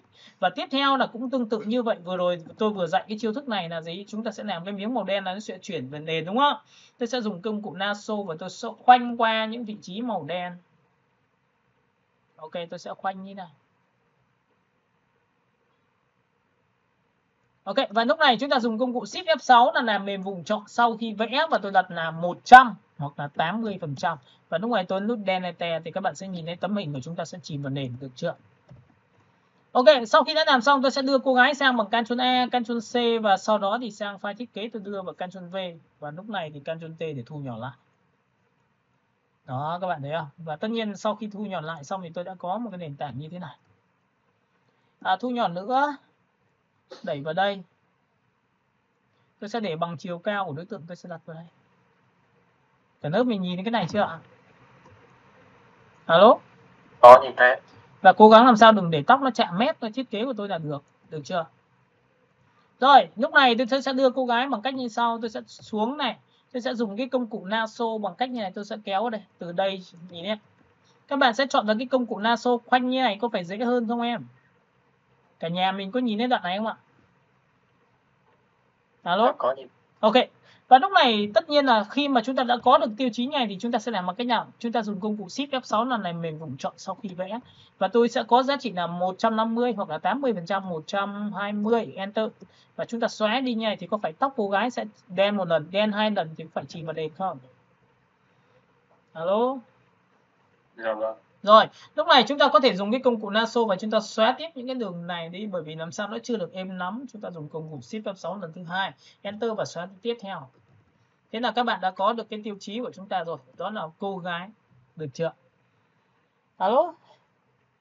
Hiểu cái này chưa? Dạ. Rồi, bây giờ thì chúng ta sẽ đi đến một cái tiêu chí nữa là các bạn có thể làm cho tôi một cái biểu tượng. Ví dụ như các bạn có thể vẽ một cái đường cong, được không ạ? Và tất nhiên đường cong thì rất là đơn giản thôi, chúng ta sẽ dùng một cái công cụ như sau. Tôi vẽ một đường cong là vẽ đường cong như này được không các bạn? Alo, cả nhà ơi, cả nhà có nhìn thấy đoạn này của tôi không nhỉ? Dạ đã nhìn thấy. Rồi, sau khi tôi đặt xuống đây nhá, nhớ đoạn này chưa?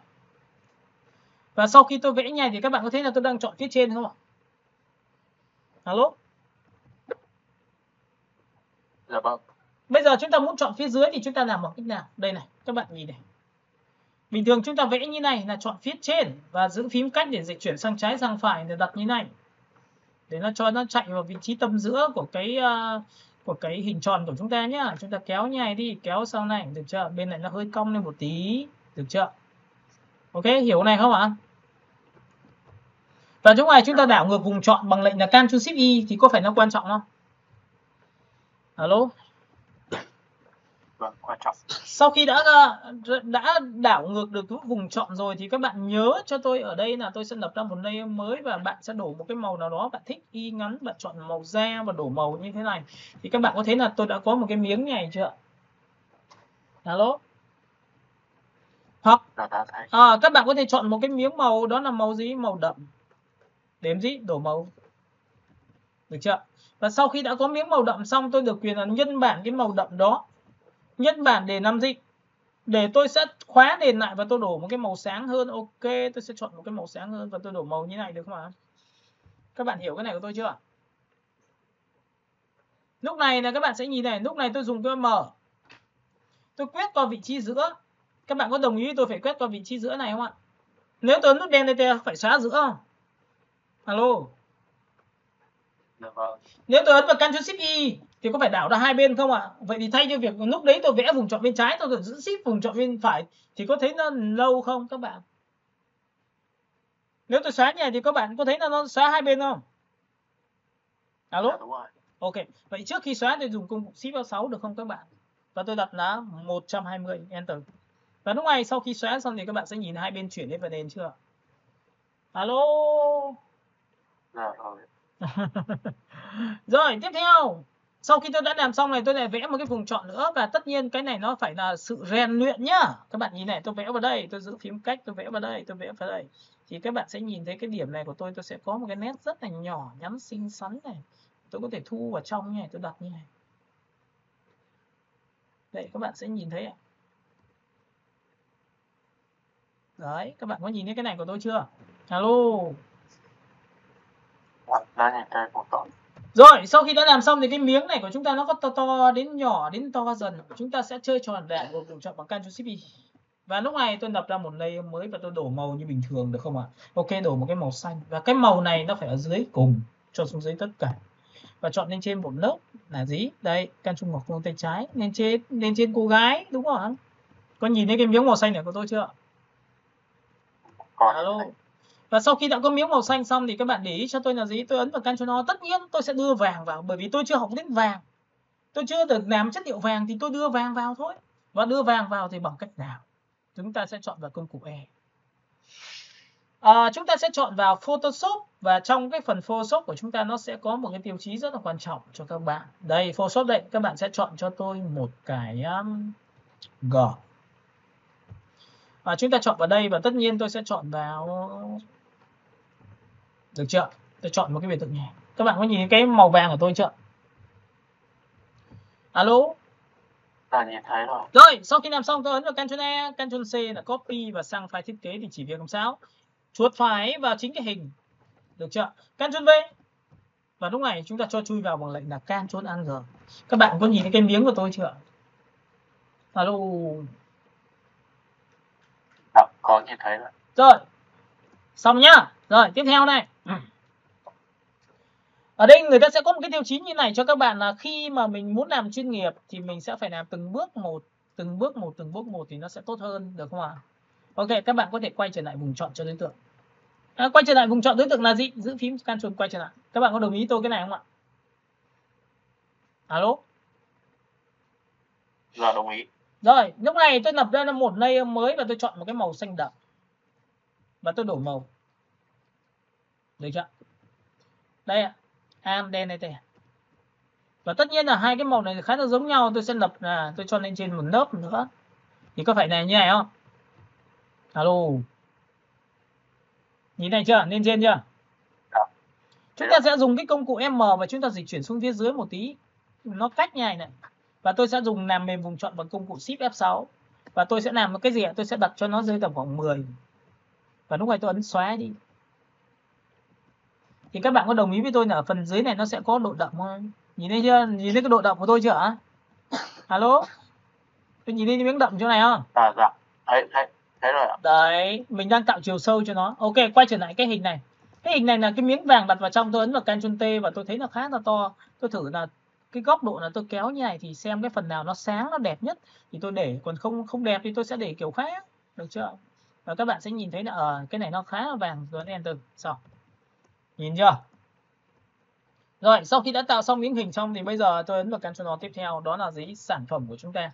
Sản phẩm chúng ta nằm ở đâu thì tôi sẽ chọn vào biểu tượng đường link. Tôi sẽ copy trên Photoshop, Ctrl V. Đây ạ. Cái ảnh sản phẩm chúng ta là cái này. Và nhớ một điều rằng để muốn làm được cái này thì chúng ta sẽ phải làm cái gì? Đấy, các bạn nhìn thấy không? Thì trong trường hợp này xin nói các bạn là bắt buộc là cái công cụ vùng chọn của chúng ta nó sẽ phải dừng lại để làm gì? Nó phải tiến lên một bước độ thứ hai, đó là phải cắt được cái hình này ra thì nó mới đẹp được. Các bạn hiểu cái này của tôi đúng không ạ? Alo? Có hiểu. Và để muốn cắt được cái này thì các bạn nhớ cho tôi là bắt buộc là chúng ta phải đi đến một cái công cụ rất quan trọng, đó là công cụ pen, là công cụ chuyên gia cắt hình dạng phức tạp. Và chúng ta sẽ làm chớm cái công cụ này bằng cách tích vào đây. Chớm nghĩa là sao? Chúng ta sẽ học rất kỹ về nó, nhưng hôm nay chúng ta mượn công cụ đầu tiên là pen. Và pen này được ký hiệu là chữ P, nhớ nhé, chữ P. Rồi, và bắt đầu chúng ta đồ hình. Nhìn này. Và nhớ là trong cái cụ khi chọn vào pen thì bạn nhớ cho tôi là phải chọn vào công cụ gì? Path. Nha. Chọn vào path. Rồi, bước đồ hình. Đồ hình với pen. Chúng ta tích vào đây một điểm. Chúng ta giữ shift, chúng ta tích vào đây một điểm và chúng ta bẻ cong theo chiều đường cong. Tích nha, giữ shift là thẳng. Cầm đây, kéo theo chiều đường cong là tích vào đây và di chuột. Ok. Trong quá trình di chuột các bạn có thể di sai, không sao cả, giữ phím Ctrl nó sẽ ra cánh tay đòn, các bạn có thể kéo sang trái, kéo sang phải. kéo cái này sang phải, kéo này sang trái. Hiểu cái này chưa cả nhà ơi? Alo. Rồi, giữ phím cách và kéo này thẳng xuống. Bởi vì sao? Cái này các bạn sẽ nhìn thấy là điểm này chúng ta sẽ kéo vào trong. Và nhớ một điều rằng là tôi sẽ kéo lên trên như này, được chưa? Sai thì lại giữ phím Ctrl kéo, được chưa? Cái này sang trái, sang phải làm sao cho đặt. Và cái này giữ phím Ctrl kéo đây. Hiểu cái này chưa? Alo, và khi đồ thì cố gắng làm sao nẹm vào hình một tí để cho nó chính xác. Ok, kéo vào đây. Nhưng mà cái background chúng ta là màu xanh thì chúng ta yên tâm một điều rằng là sẽ chuẩn rồi. Chúng ta lại nôi lên phía trên và cái pen này nó phải cần rèn luyện, và tất nhiên cũng là một trong những cái bài mà hôm nay các bạn sẽ phải về nhà đồ cho tôi 5 đến 10 hình. Bởi vì các bạn thấy là khi dính lên pen thì bố cục nó chúng ta sẽ đẹp hơn rất là nhiều. Ok, kéo vào đây. Giữ phím gì? Khi cắt đến đây rồi chúng ta không bẻ cong theo bằng giữ phím Ctrl nữa, mà phải cắt cái cánh tay đòn đằng trước đi để nó giống như một điểm bình thường. Sau đó chúng ta mới cua theo đường này được. Giữ phím Alt, tích vào điểm xuất phát của nó thì cắt cánh tay đòn thì nó trở thành đường thẳng rồi, thì chúng ta lại kéo này lên trên, được chưa? Lại cắt cánh tay đòn, giữ Alt, tích vào đây. Rồi, sau khi đã lên đây thì cái này nó là đường thẳng thì các bạn cứ đi đường thẳng cho tôi, và tích đến đây chúng ta lại bẻ cong theo chiều đường cong. Ok, và tiếp theo chúng ta sẽ tích lên đây một tí nữa. Chúng ta lại bẻ cong theo chiều đường cong. Đó, cắt cánh đòn Alt và chúng ta kéo sang bên này. Và tiếp theo là đôi lúc này chúng ta phải tưởng tượng nên chúng ta sẽ cầm lên, chúng ta kéo vào đây một tí. Ok, giữ phím Ctrl, giữ Shift kéo vào đây, cái này kéo vào đây. Giữ phím Alt cắt cánh tay đòn, kéo vào đây. Rất là tỉ mẩn nhá, các bạn nhìn đi chưa? Tất nhiên là khi làm cho khách thì tôi sẽ phải làm nhanh cái này, chứ còn đây là làm cho các bạn vừa làm vừa nói vừa giải thích thì nó mới như thế này, được chưa? Nhưng các bạn sẽ thấy là vừa rồi tôi sẽ dạy cho các bạn rất nhiều những cái tư duy trong cái chuyện là xử lý về hình. Chúng ta không có hình đẹp thì chúng ta sẽ xử lý kiểu khác, đúng không? Ok, các bạn nhìn đây, kéo vào đây cho tôi một tí và kéo xuống đây. Rồi tiếp theo các bạn sẽ kéo xuống đây một tí, và đoạn này được cua thì tôi sẽ giữ Shift, tôi kéo vào đây, giữ Shift kéo này nó sẽ cua ra ngoài ngang một tí, được chưa? Và chúng ta sẽ đẩy vào đây là đường thẳng. Rồi. Các bạn có thấy là tôi đồ xong chưa ạ? Alo. Dạ, thấy rồi. Rồi, sau khi đã làm xong tôi ấn vào Ctrl Enter. Sau khi ấn vào Ctrl Enter xong thì chúng ta sẽ làm gì ạ? Chúng ta sẽ ấn vào Ctrl G. Ctrl Enter là biến đường pen trở thành vùng tròn. Nhớ nhá, sau khi đồ xong là đường pen, bạn ấn vào Ctrl Enter để biến đường pen đó trở thành vùng tròn. Mà sau khi đã có thành vùng tròn thì các bạn có thấy là tôi ấn vào Ctrl C. Thì lúc này có phải là tôi chỉ copy mỗi cái hình không ạ? Alo? Dạ vâng. Rồi, Ctrl C hoặc Ctrl Z thì nó sẽ sinh ra một cái phiên bản của các bạn tí nữa. Và phiên bản này xong rồi thì chúng ta chỉ việc kéo sang bên kia thôi là xong rồi. Được không ạ? Nào, chúng ta kéo sang file thiết kế. Và file thiết kế của các bạn này đưa vào nó rất là to. Các bạn nhìn nó to chưa? Alo? Alo? Thì tôi khuyên các bạn nhé, những bạn nào mà khả năng mà chưa tự tin lắm về cái chuyện kéo to nhỏ của mình thì phải chuột phải Convert Smart Object. Bởi vì khi kéo như này thì khi thu nhỏ lại xong lại phóng to ra thì nó không vỡ hình được, bởi vì nó giữ nguyên định dạng giống như ban đầu như thế này. Có hiểu đoạn này không ạ? Alo? Vâng ạ. Rồi, ấn thôi. Và lúc này tôi ấn vào Ctrl T. Thu nhỏ xuống. Được chưa? Thì các bạn có thấy là nó nằm ở đúng vị trí này chưa ạ? Alo? Alo?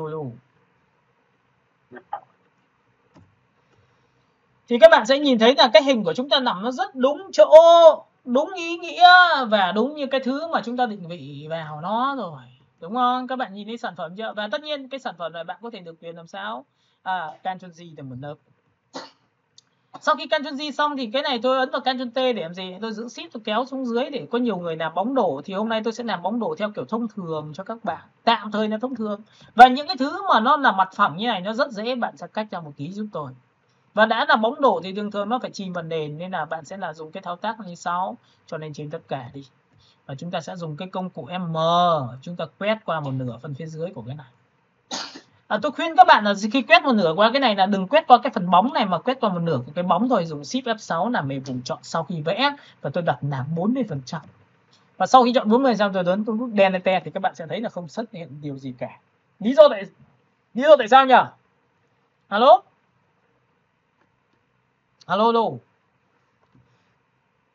Alo? Thầy chưa chọn vào gì nhỉ? Cái đối tượng của chúng ta là bóng nhỏ của đối tượng. Đúng rồi, bỏ cái thuộc tính là Convert Smart Object đi. Nhớ nhá, khi ấn vào Convert Smart Object rồi thì chúng ta muốn xóa được như bình thường thì chúng ta phải trở về định dạng ban đầu. Chuột phải, chúng ta sẽ chọn vào Rasterized Layer, hiểu cái này chưa? Alo? Alo, cả lớp mình ơi, cả lớp mình. Rồi, ấn nhá. Rồi, bây giờ thì xóa thôi, đen. Các bạn có thấy bóng đổ tôi xóa một lần thì sẽ được nhẹ không? Và đã là bóng đổ thì phải luôn luôn làm sao á? Nó có thể làm sao mờ đi được không ạ? 50% được không ạ? 80% được không ạ? 80% được không ạ?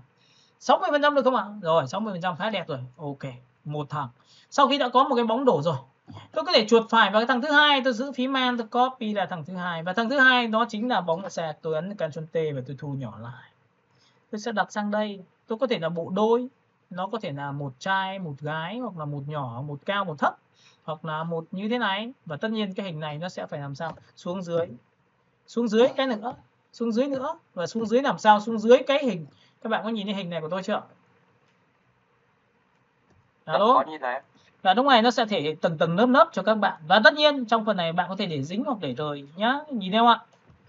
Và sau khi tôi đã để xong thì cái bóng đổ này của tôi thì tôi phải chuột phải lại. Cái này các bạn có nhìn thấy thừa phần này không? Tôi lại dùng công cụ M, tôi lại quét qua một nửa phần phía dưới. Shift F6 làm về vùng chọn sau khi vẽ nhá. Rồi, chọn vào giá trị là 20% và tôi xóa cái bóng đổ đi cho nó hết điện. Hiểu cái này chưa? Alo. Rồi, tôi lại chuột phải vào thằng này không thể là 100 được mà chỉ là 80-90% thôi. Có nhìn thấy thằng này rõ hơn thằng này chưa? Dạ. Rồi, chuột phải vào thằng số 1, giữ shift chuột phải thằng thứ hai, đã có hai thằng chưa? Chuột phải thằng số 1 nha. Giữ shift chuột phải thằng số 2 là thằng copy nha, và giữ phím Man và copy sang bên này được không em? Dạ được.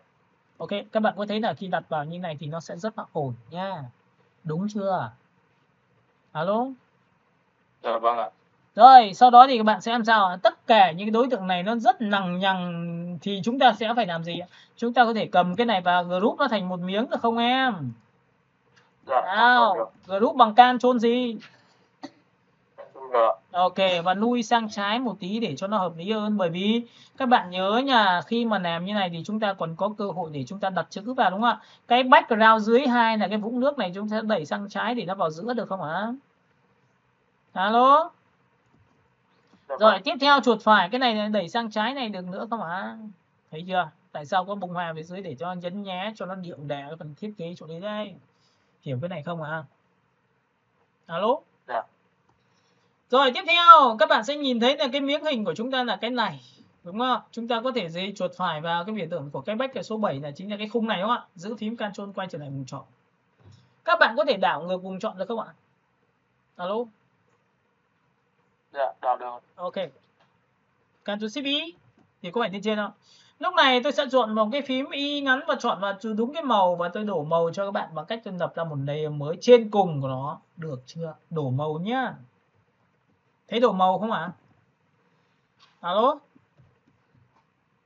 Chưa thấy. Đấy thì các bạn cứ nhìn thấy Alt thì có phải đổ màu đến cái này không? Được chưa? Đổi đảo ngược lại mà.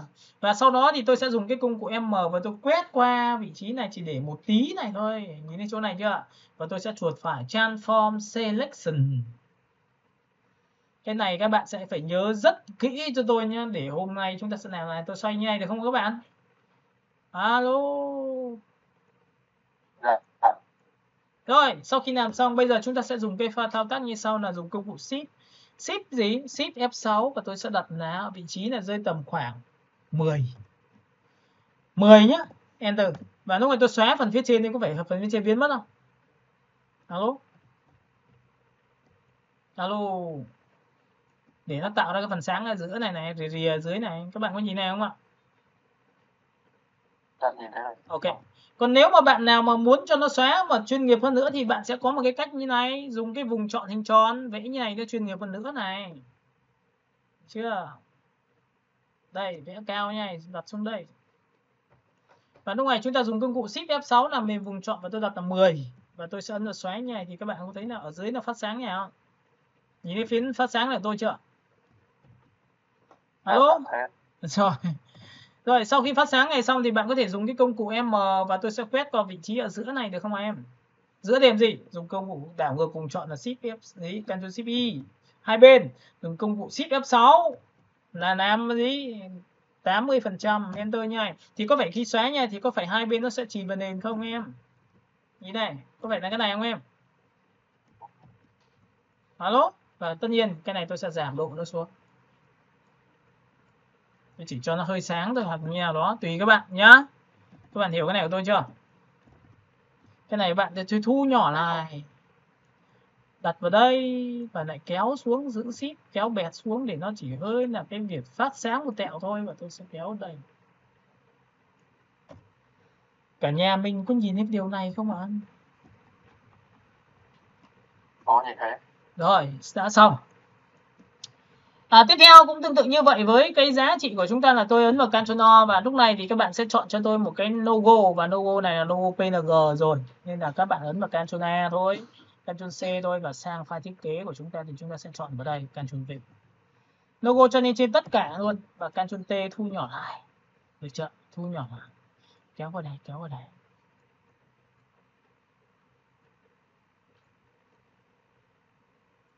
Và tất nhiên tôi sẽ đặt vào đúng vị trí thôi. Các bạn sẽ nhìn thấy logo tôi sẽ đặt ở vị trí trên đây. Do là cái logo của chúng ta nó là màu đen nên là bạn sẽ nhuốm vàng cho nó bằng cách nào? Ctrl A, Ctrl C.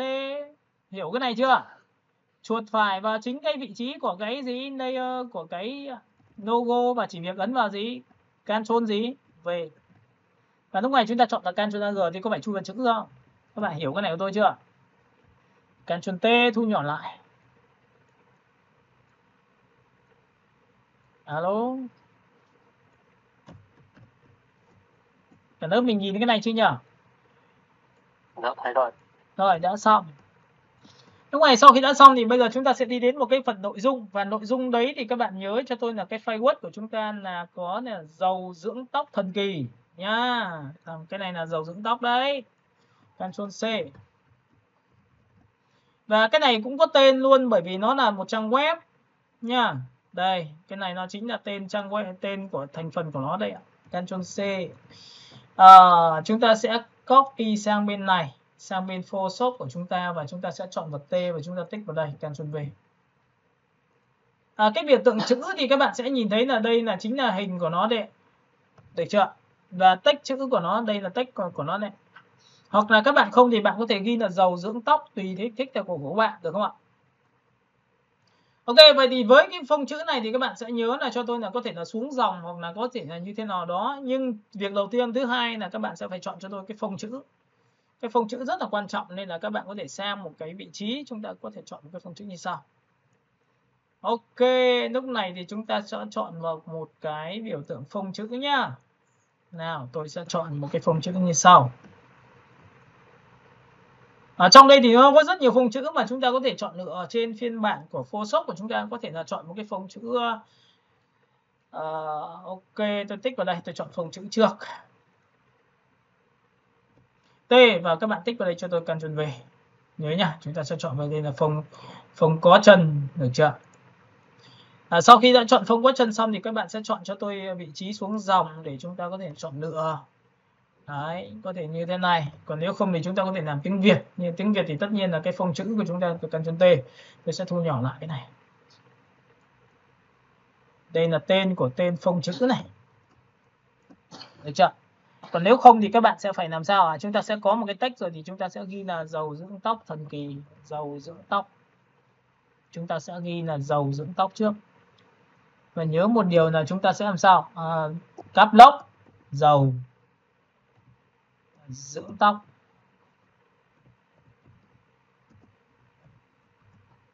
Ok. Sau khi tôi đã có chữ dầu dưỡng tóc rồi thì chúng ta sẽ làm sao? Có thể copy cái chữ tóc này ra bằng Ctrl X. Và chúng ta có thể dùng một cái vị trí là T và tôi tích vào đây, Ctrl V. Đó, thì các bạn sẽ nhìn thấy là cái dầu dưỡng tóc này thì chúng ta đã có một cái bố cục chữ thì có thể căn trái căn phải. Còn một cái chữ nữa là tên là thần kỳ thì tôi sẽ chọn vào đây, thần kỳ.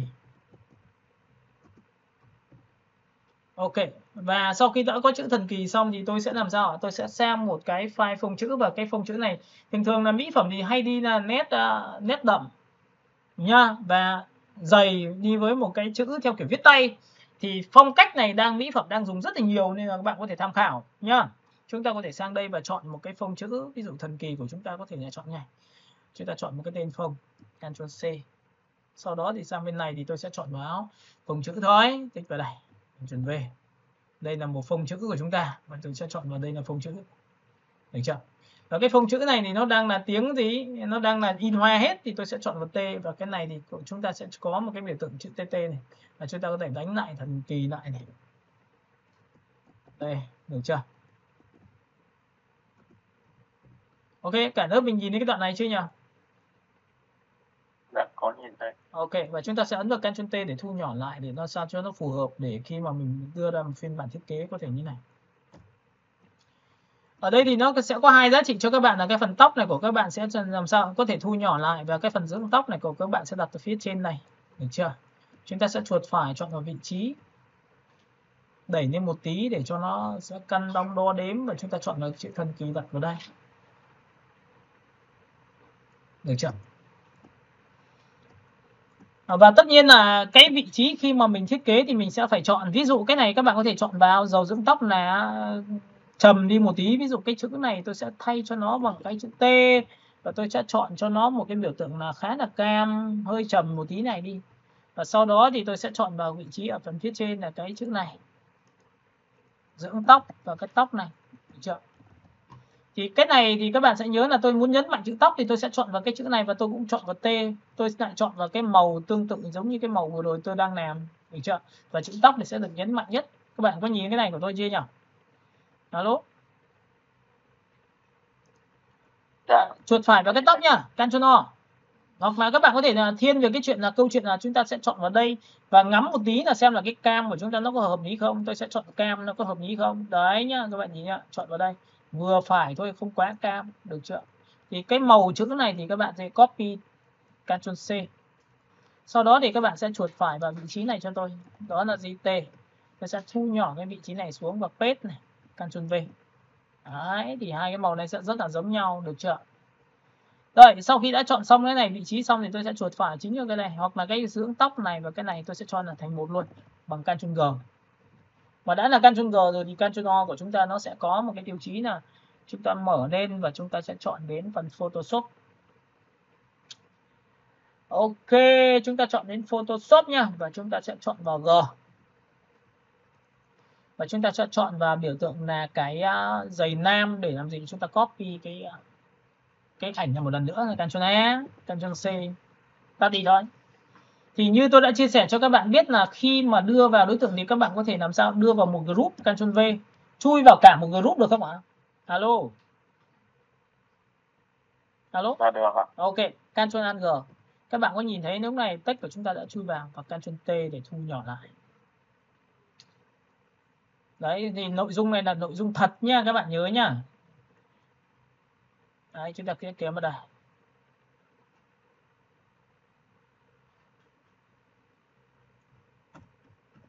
Và các bạn nhớ cho tôi là giữ phím gì? Giữ phím Ctrl quay trở lại vùng chọn cho đối tượng thì có được không?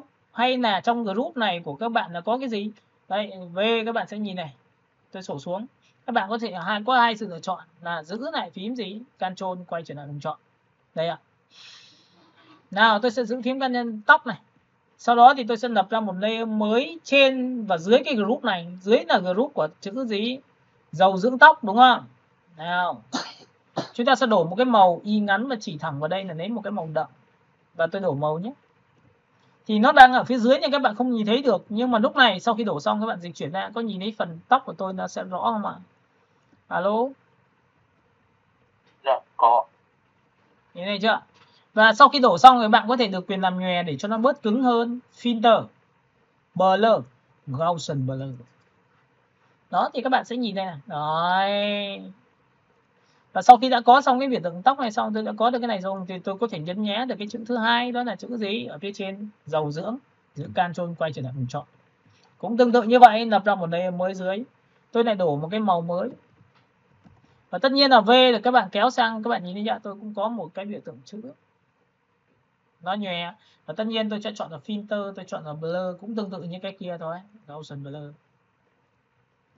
Ok, hiểu cái này không ạ? Dạ có. Rồi, tiếp theo nữa là cái đối tượng dầu của chúng ta nếu mà quá to và cái hình của chúng ta quá to thì các bạn nhìn này, tôi chuột phải vào chính cái mặt cô gái, tôi kéo sang bên tay phải một tí nữa, chạm một tí tay này. Thì các bạn có nhìn thấy là cái bố cục chúng ta sẽ tốt hơn. Hoặc là các bạn sẽ ngồi dạng chuột phải chúnh vào cái group 1 này, tôi kéo hết sang phải này. Thì cái phần này tôi sẽ làm sao? Tôi sẽ ấn vào đây, tôi sẽ kéo sang phải như này.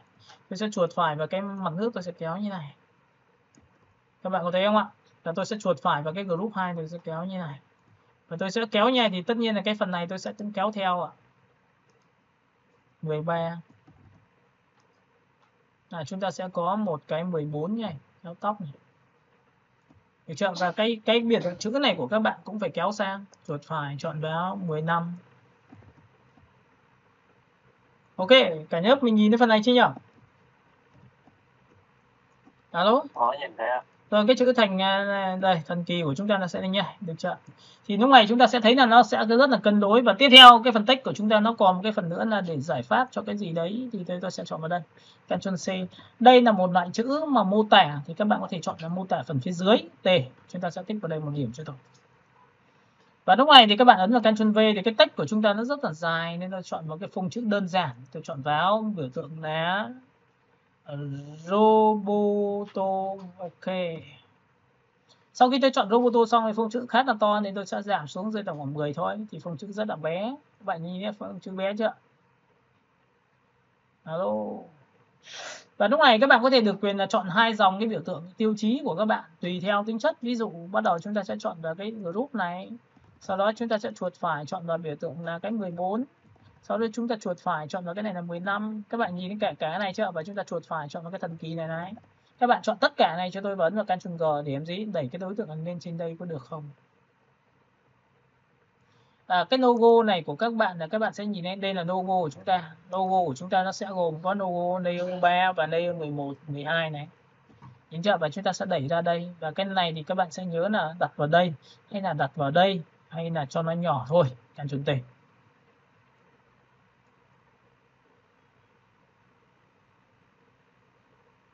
Rồi, đã xong. Và phần này thì cái text của chúng ta thì các bạn nhớ cho tôi là tôi sẽ chọn một cái nét thường, nên là tôi sẽ sổ xuống và tôi chọn vào biểu tượng nét thường nhé. Nhìn nét thường chưa? Chữ này thì các bạn sẽ chọn cho tôi một cái màu xanh và cái này chỉ hơi xanh một tí thôi. Và các bạn có thể là đây giải phóng thần kỳ đây, trẻ ngọn trong vòng. Đây. Các bạn có thể chọn phương pháp là phục hồi thần kỳ. Của tóc chúng ta sẽ chọn xuống 2 dòng. Và phần text này thì các bạn nhớ cho tôi là T. Chúng ta có thể làm sao? Chọn vào vị trí T và chúng ta quét qua cả hai. Giữ phím Alt đẩy lên trên để nó sát lại với nhau. Giữ phím Alt đẩy nút lên trên xuống dưới là giãn dòng đấy. Và cái text này của các bạn thì tôi sẽ dùng phím T để làm gì? Tôi sẽ căn vào giữa đối tượng text với nhau. Và lúc này tôi đã có một cái text ở phần phía dưới nha. Và các bạn để ý cho tôi là trong tất cả những phần này thì các bạn có thể dùng một cái tiêu chí là một cái nét đứt chạy từ trái qua phải. Vậy thì ví dụ như trường hợp cái vật như này, có được không? Hay là cái text này của chúng ta chuột phải, chúng ta chọn vào group 3 chúng ta kéo xuống đây một tí được không? Có nghĩa là chúng ta phải đặt rất là cân đối cái phần này cho tôi nhá. Rồi. Tiếp theo nữa là gì ạ? Trong cái phần text này của các bạn thì tôi sẽ chọn vào T rồi, tôi sẽ chọn sao? Nếu nó rõ quá như này các bạn có thể chọn vào số 5 cho tôi, hoặc số 6 để nó chỉ là chi tiết phụ thôi. Và tiếp theo là cái nét này thì các bạn có thể vẽ cho tôi một cái nét là chiều ngang đây ạ. Vùng chọn nhá, nhìn chưa? Tích vào đây. Sau khi làm xong bạn lập ra một layer mới giúp tôi. Và lúc này tôi sẽ chọn một cái màu như sau là y ngắn, tôi chọn vào đúng cái màu xanh, tôi đổ màu Alt T. Thì bạn sẽ nhìn thấy một cái nét nó từ trái qua phải như này, thì tôi sẽ dùng cái công cụ M. Tôi quét qua vị trí từ đây đến đây thôi. Đấy, giống như vừa rồi tôi muốn xóa hai bên thì tôi sẽ làm sao? Đảo ngược vùng chọn bằng Ctrl Shift Y. Làm mềm vùng chọn sau khi vẽ bằng công cụ Shift F6. Và tất nhiên tôi sẽ chọn là 150 và sau đó để bạn xóa thôi. Xóa nhiều lần thì cái nét của chúng ta nó sẽ được như này. Và text chữ thì chúng ta sẽ đẩy xuống một tí nữa, tôi sẽ đặt vào đây. Và biểu tượng này của tôi được phóng to lên và tôi sẽ chọn vào đây.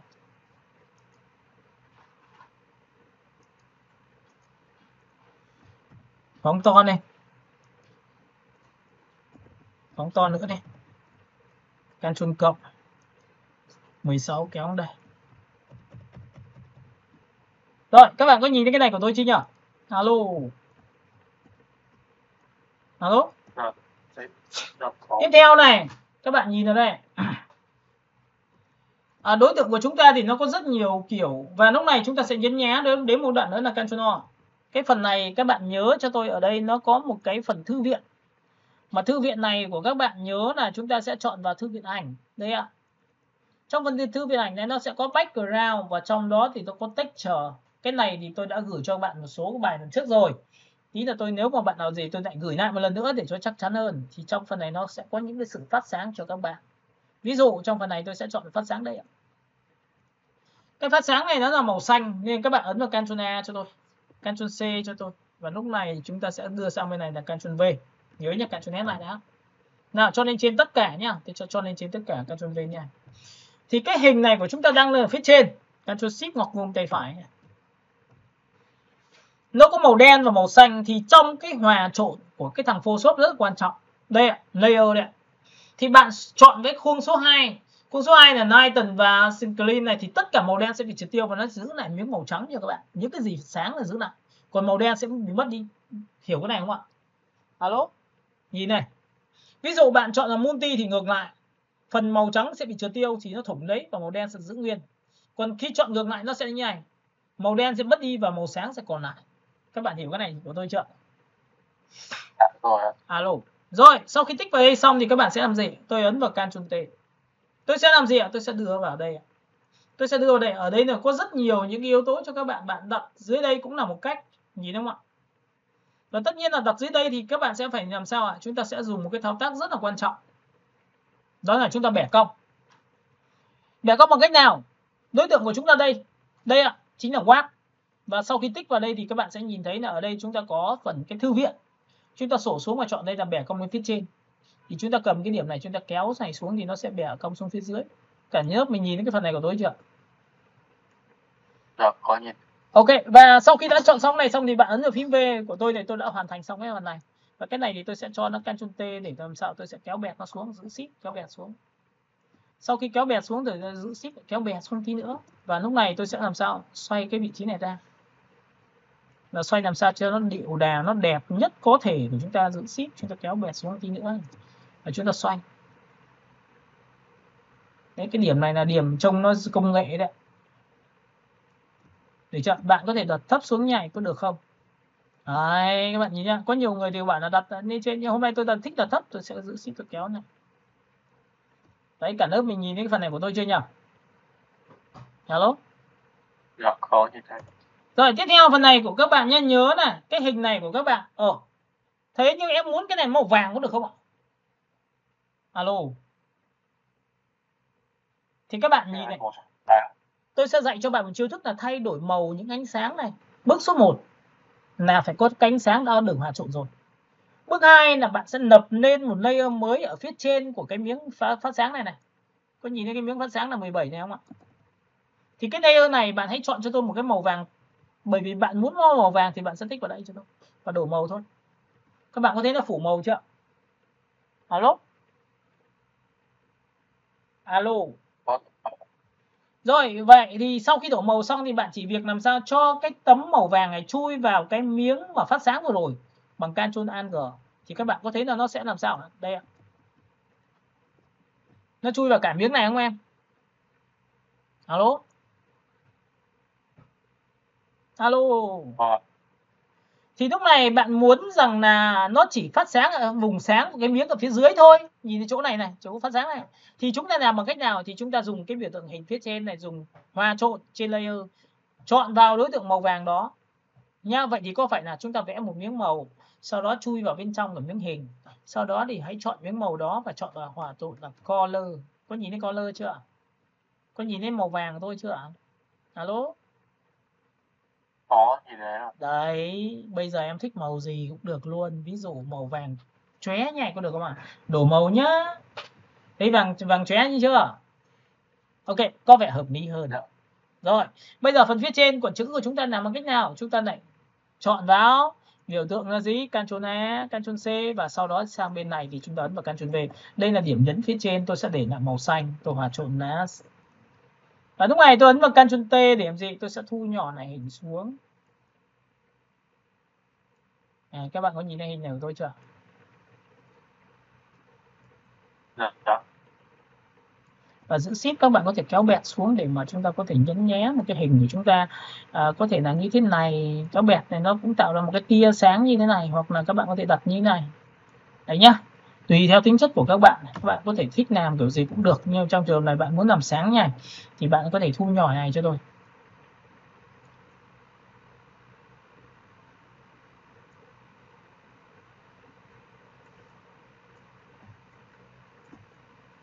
Alo, cả lớp mình nhìn thế này chưa nhỉ? Dạ, thấy rồi. Và giữ shift thì chúng ta sẽ thu nhỏ này xuống để làm sao chúng ta cái khe hở chúng ta chỉ cho phát sáng một vài chỗ thôi, đúng không ạ? Ok, các bạn có thể đặt xuống đây để nó không bị ảnh hưởng đến phân tích, cũng là một cái cách nha. Và cái này thì các bạn nhớ cho tôi là chúng ta sẽ dùng cái phim và chúng ta giảm độ đi một tí nữa để cho nó vừa phải thôi. Phát sáng của chúng ta cũng tương đối thôi, được chưa? Rồi, tiếp theo bây giờ thì chúng ta sẽ có một cái vài cái tiêu chí nữa là chúng ta sẽ ấn vào Ctrl O. Và chúng ta sẽ chọn một vài cái biểu tượng là ánh sáng, phát sáng. Thì đây, phát sáng của chúng ta nó có những cái biểu tượng như thế này. Các bạn có thể chọn lựa nó và nhấn nhé bằng cách như sau là Ctrl E. Nào, Ctrl E chọn hết. Ctrl C copy và sang file thiết kế của chúng ta là chuột phải, chọn vào biểu tượng. Nào, Ctrl V đây ạ. Cả lớp mình nhìn cái này chưa? Alo? Dạ, phải. Lúc này bạn chỉ cần dùng hòa trộn đó là làm sáng ảnh thôi, chỉ có phải là cái tiêu chí của chúng ta có được tiêu chí thế này không ạ? Alo? Hiểu cái này chưa? Nhưng lúc này tôi muốn đặt sang bên tay phải được không? Thì tôi ấn vào Ctrl T và tôi chuột phải, tôi chọn vào đảo ngược. Thì có phải đảo ngược như này thì nó sẽ đặt như này không em? Chắc chắn là phải cho lên trên tất cả rồi. Có đúng không? Alo? Dạ, đúng ạ. Vậy thì trong trường hợp này nếu mà bạn đặt bên này thì không phù hợp thì bạn sẽ đặt sang bên tay phải như này, Ctrl T chuột phải chọn như này thì nó sẽ phù hợp hơn. Đúng không? Nhưng mà nếu mà đặt như này thì chắc chắn là các bạn sẽ phải làm sao dịch chuyển toàn bộ cái gì? Có phải logo của chúng ta đi chỗ khác không ạ? Dạ, đúng ạ. Đúng chưa? Rồi, chúng ta chọn 12. Đây ạ. Chúng ta sẽ chọn vào layer group 3 này, tôi sẽ cầm và kéo vào đây. Chuột phải chọn vào 12, chuột phải vào 11, đúng không ạ? Và lúc này chúng ta sẽ kéo vào vị trí logo của chúng ta sẽ đặt đây này. Đấy thì vị trí của chúng ta có thể được quyền thay đổi, và tất cả những cái tiêu chí này các bạn ấn vào Ctrl T để thu nhỏ lại như này được không ạ? Để có nghĩa là chúng ta không bị quá ảnh hưởng về cái phần thiết kế của chúng ta, thì đấy mới là vấn đề quan trọng. Hiểu cái này chưa? Và nếu mà trong trường hợp này thì chúng ta sẽ phải làm sao? Chúng ta chọn vào đây. Có thể xóa được không thầy? Ctrl T. Chúng ta sẽ chọn vào đây, chúng ta xóa như này được không ạ? Nuôi vào như này được không ạ em? Alo? Alo? Dạ. Rồi, tiếp theo này, những cái hạt đấy nó rất dễ thôi, Ctrl O, chúng ta có nhiều hạt. Chúng ta có rất nhiều những hiệu ứng đấy, hy vọng rằng là chúng ta kiếm được càng nhiều hiệu ứng thì càng tốt. Các bạn hiểu không ạ? Đây ạ, kể cả những cái miếng hình như này các bạn vẫn có thể dùng được như bình thường. Và tất nhiên, sau khi đã làm xong thì cái hình của chúng ta đã được như này rồi. Được không ạ? Rồi, bây giờ để muốn đẹp được thì chúng ta làm một cách nào nữa? Chữ của chúng ta vừa rồi tôi vừa dạy cho bạn một chiêu thức là chuột phải chọn vào biểu tượng. Đây ạ, là cái chữ đây ạ, chuột phải chọn vào cái group số dầu dưỡng này, giữ Ctrl quay trở lại vùng chọn nó. Đúng không? Alo? Dạ, đúng không? Rồi, bây giờ tôi lập ra một layer mới ở trên nó được không ạ? Và bây giờ tôi sẽ làm sao ạ? Nào, cho lên trên tất cả. Tôi sẽ dùng công cụ M và tôi chuột phải vào vùng chọn và chọn vật chốc được không em? Có đúng này chưa? Chúng ta chọn màu trắng vàng này như này các bạn. Và lúc này tôi sẽ chọn vào số 2. Các bạn có đồng ý với tôi lúc này tôi có cái viền chưa? Alo? Dạ, đồng ý. Lúc này chúng ta dùng công cụ M giống như vừa rồi chúng ta đang làm, chúng ta sẽ quét qua một nửa phần phía dưới, dùng công cụ Shift F6 làm về vùng chọn sau khi vẽ. Và các bạn sẽ chọn cho tôi là 10. 10 là độ nằm êm, tôi xóa đi thôi. Thì các bạn sẽ nhìn thấy phần phía trên của chữ của chúng ta cũng bắt đầu bắt sáng hơn. Nhìn thấy chữ trên chưa? Alo? Dạ, thầy. Rồi, cũng tương tự như vậy, cái chữ tóc này của các bạn cũng tương tự như vậy, tôi chuột phải vào chữ tóc, tôi giữ phím Ctrl quay trở lại vùng chọn cho đối tượng. Và tất nhiên tôi sẽ làm ra một layer mới phía trên. M, tôi chuột phải chọn vào biểu tượng là gì? Chốc. Tôi chọn là số 2. Và các bạn nhìn thấy cái viền này của tôi cũng có này, nhìn thấy chưa? Tôi dùng công cụ M và tôi quét qua phần phía dưới đi. Shift F6. Có nhiều người thích dùng nhanh nhưng có những người thì dùng kiểu khác, dùng Shift F6 làm về vùng chọn sau khi vẽ. 20. Và tất nhiên tôi sẽ dùng cái phương pháp của xóa này đi. Thì các bạn sẽ nhìn thấy ở đây tôi cũng có một cái viền nữa ở đây. Đấy, các bạn có thể dùng cái phương pháp là đặt hơi lệch một tí để nó tạo ra cảm giác nó có khối. Nhìn thấy không ạ? Cả lớp mình nhìn thấy cái này chưa? Dạ, nhìn thấy rồi. Rồi đấy, thì đấy là giá trị mà các bạn để có thể làm được cái vị trí này của chúng ta. Rồi, thì đây là một trong những cái bài ngày hôm nay. Và tất nhiên cô gái này sao? Đây, chúng ta sẽ phải điều chỉnh lại cô gái một tí nữa là đây số 4, cô gái đây ạ. Cô gái này tôi thấy là đoạn này nó chưa sâu lắm gì đây. Vậy thì làm nào cho sâu? Vậy thì chúng ta dùng cái công cụ lasso, cái chỗ này nó chìm vào nền thì nó sẽ đẹp hơn. Tôi sẽ dùng cái một quét qua đây theo mép của cô gái. Tôi dùng công cụ Shift F6 làm mềm vùng chọn sau khi vẽ là 20 và tôi xóa cô gái đi thì có phải nó sẽ chuyển em vào nền không? Nhìn thấy chuyển em vào nền chỗ này chưa? Alo, như này. Vai này. Chuyển em vào nền này, xóa này. Hiểu đoạn này chưa đã? Dạ. Ok nha. Rồi cái miếng vàng này của các bạn cũng có thể điều chỉnh được độ xa gần của nó cũng tương tự như vậy, rất là dễ thôi. Ví dụ như miếng vàng này các bạn không muốn là nó quá đanh thì đừng xóa vàng mà hãy xóa vào cái nền ở dưới nó. Nhìn thấy xóa nền này chưa? Là cái khung trôi chui vào này, nhìn thấy chưa? Nào. Tôi sẽ dùng cái công cụ M và tôi quét một nửa như này. Tôi chỉ để là 2 phần đầu tiên chỗ này thôi. Lúc này chúng ta sẽ đảo ngược vùng chọn bằng công cụ là Ctrl Shift Y và dùng công cụ là Shift F6 làm về vùng chọn sau khi vẽ. Tôi đặt lá 100. Và sau khi chọn 100 xong thì các bạn nhìn này, lúc này tôi xóa cái khung mà cái biểu tượng vàng nó chui vào. Nó bị nhuyễn vào này thì cái vàng của tôi cũng bị giảm độ đi. Đen này. Các bạn có nhìn thấy trầm hai bên chưa? Alo. Nào đen này. Có. Đấy, các bạn có thấy không? Và Ctrl D. Lúc này các bạn sẽ nhìn thấy là một cái banner về một cái thương hiệu về dầu dưỡng tóc tôi đã làm xong cho các bạn. Alo. Rồi, tiếp theo này. Bây giờ nhá, sau khi làm xong đến đây coi như đã xong rồi.